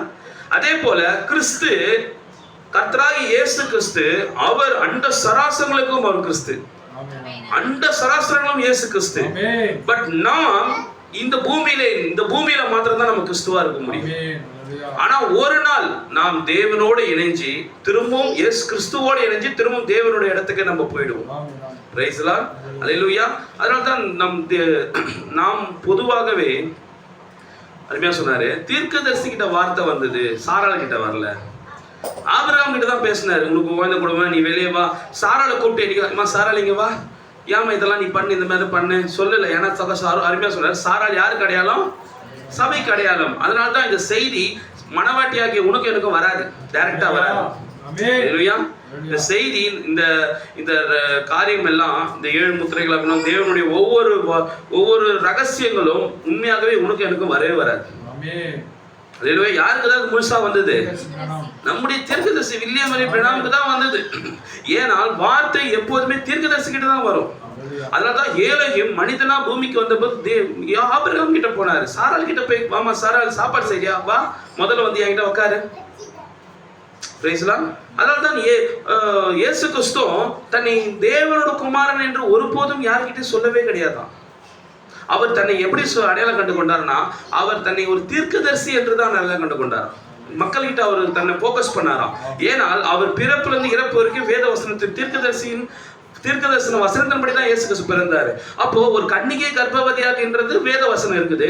அப்போ மனுஷகுமாரனுக்கு ஏதாவது வேத வசனம் இருக்குதா வேதத்துல? மனுஷகுமாரன் என்றால் என்ன அர்த்தம்? அப்ப தீர்க்கதரிசி தான் பிறப்பாரு. ஏதாவது வேதத்துல ஏதாவது வசனம் இருக்குதா? நான் சொல்ல புரியுதா இல்லையா? ஒரு கன்னி கர்ப்பவதியாகி குமாரனை பெறுவாள் என்ற வசனம் வேதத்துல இருக்குது. புரியுதுங்களா? ஒரு கன்னி கர்ப்பவதியாகின்ற வசனம் ஏசாயால இருக்குது. ஒரு மனுஷகுமாரன், ஒரு தீர்க்கதரிசியா தான் மேசியா பிறப்பாருன்னு சொல்லிட்டு எந்த வேத வசனம் இருக்குது? உபாகத்துல 15:18 சொல்றது, என்னை போல ஒரு தீர்க்கதரிசி உங்களுக்குள்ள எழுப்ப பண்ணுவார். சோ இந்த வசனம் தான் இயேசு கிறிஸ்துவுக்கு தான் இது பொருந்தும். ஏன்னா உங்களுக்குள்ள என்பதை அது வில்லியம் மரி பிரணாமுக்கு பொருந்தாது. ஏன்னா மோசே ஒரு யூதனை போல, அப்ப யூதன் கிட்ட தான் பிறக்கணும். அப்ப அந்த பிறந்த மனுஷகுமார் யார் என்றால் அது இயேசு. அந்த யாத்ரா உபாகமம் 15:18 அது வில்லியம் மரி பிரணாமுக்கு பொருந்தாது. ஏன்னா வில்லியம் மரி பிரணாம் நம்முடைய தீர்க்கதரிசி ஒரு புறஜாதி, மோசே ஒரு யூதன், இயேசு கிறிஸ்து ஒரு மாம்ச பிரகாரமான ஒரு யூதன். அவர் ஒரு யூத முறையில தான் வராரு. அவர் ஆபிரகாமின் குமாரன், அவர் தாவீது வேறும் சந்ததிமானவர், அவர் யோசேப்பின் குமாரன் என்று அழைக்கப்பட்டார். அப்போ அந்த தீர்க்கதரிசியா இருந்ததுனால தான் பாருங்கள், 30 வயதுல தான் அவர் கிறிஸ்துவின் ஸ்தானத்தை அடைந்தார். திரு சொல்றாரு, இயேசு என்றால் இரட்சகர், இயேசு என்றால் மனுஷகுமாரன். இயேசு என்றால் மனுஷகுமாரன். அருமையா விளக்குனார் சகோதரன். அன்றைக்கு ஆபிரகாம் தீர்க்கதரிசியா இருந்ததுனால வார்த்தை அவர்கிட்ட வந்தது. சாராள் 2 பேரும் சேர்ந்து ஒரு ஈசாக்கை பெற்றெடுத்தார்கள். உண்மையாகவே தீர்க்கதரிசி கிட்ட வார்த்தை வரும்போது அப்ப தீர்க்கதரிசி பேசுறது தான் யாரு? வார்த்தை யார்கிட்ட இருந்தது? தீர்க்கதரிசி கிட்ட தான் வந்தது. அதனால்தான் இயேசு கிறிஸ்து தீர்க்கதரிசி சமாரியத்தை சொல்றார், நான் உங்களுக்கு தீர்க்கதரிசி என்று காண்கிறேன். ஏன் அந்த வார்த்தையை சொன்னா, ஏறத்தாழ 400 வருஷமா ப்ராஃபிட்டே இல்லாத ஒரு காலம். மல்கியாக்கு அப்புறம் இயேசு கிறிஸ்துக்கு அப்புறம் ப்ராஃபிட்டே இல்லாத ஒரு காலம். அதனால்தான் இயேசு கிறிஸ்து வந்து அவர் தீர்க்கதரிசியோட வேலையை செஞ்சார் ஃபர்ஸ்ட். பிரைஸ்லாம் ஹல்லேலூயா. அதனால்தான் இந்த நாளுக்குரிய தீர்க்கதரிசி வில்லியம் மரி பிரெனாமோ அவர் என்ன பண்ணாருன்னா 2000 வருஷமா ப்ராஃபிட்ஸையே சொல்லாத ஒரு நாட்கள். இயேசு கிறிஸ்து வந்து இருதயத்தில் இருக்கிறத சொன்னாரு, நடந்த சம்பவங்களை சொன்னாரு. அதுதான் மேசியாவின் சைன். ஸோ இந்த நாளுக்குரிய தீர்க்கதரிசி பிறக்கும் போதே ஒரு தீர்க்கதரிசியா பிறந்தாரு. ஆனா அவர் ஊழியத்தின் கட்டத்துல 47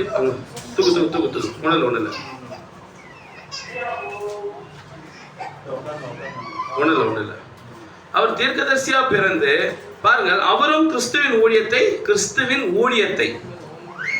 கிறிஸ்துவாக பிரணாம் பிறக்கல. தீர்க்கதரிசி பிரணாம் கிறிஸ்துவாக பிறக்கல, கிறிஸ்துவின் ஊழியத்தை அவர் செய்தார். ஹல்லேலூயா.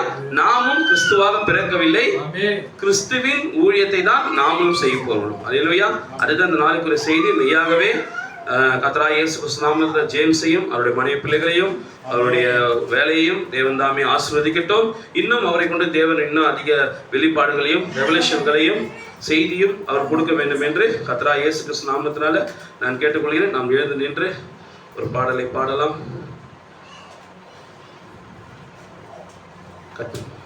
நடுப்பட்டினத்து வேற ஏதாவது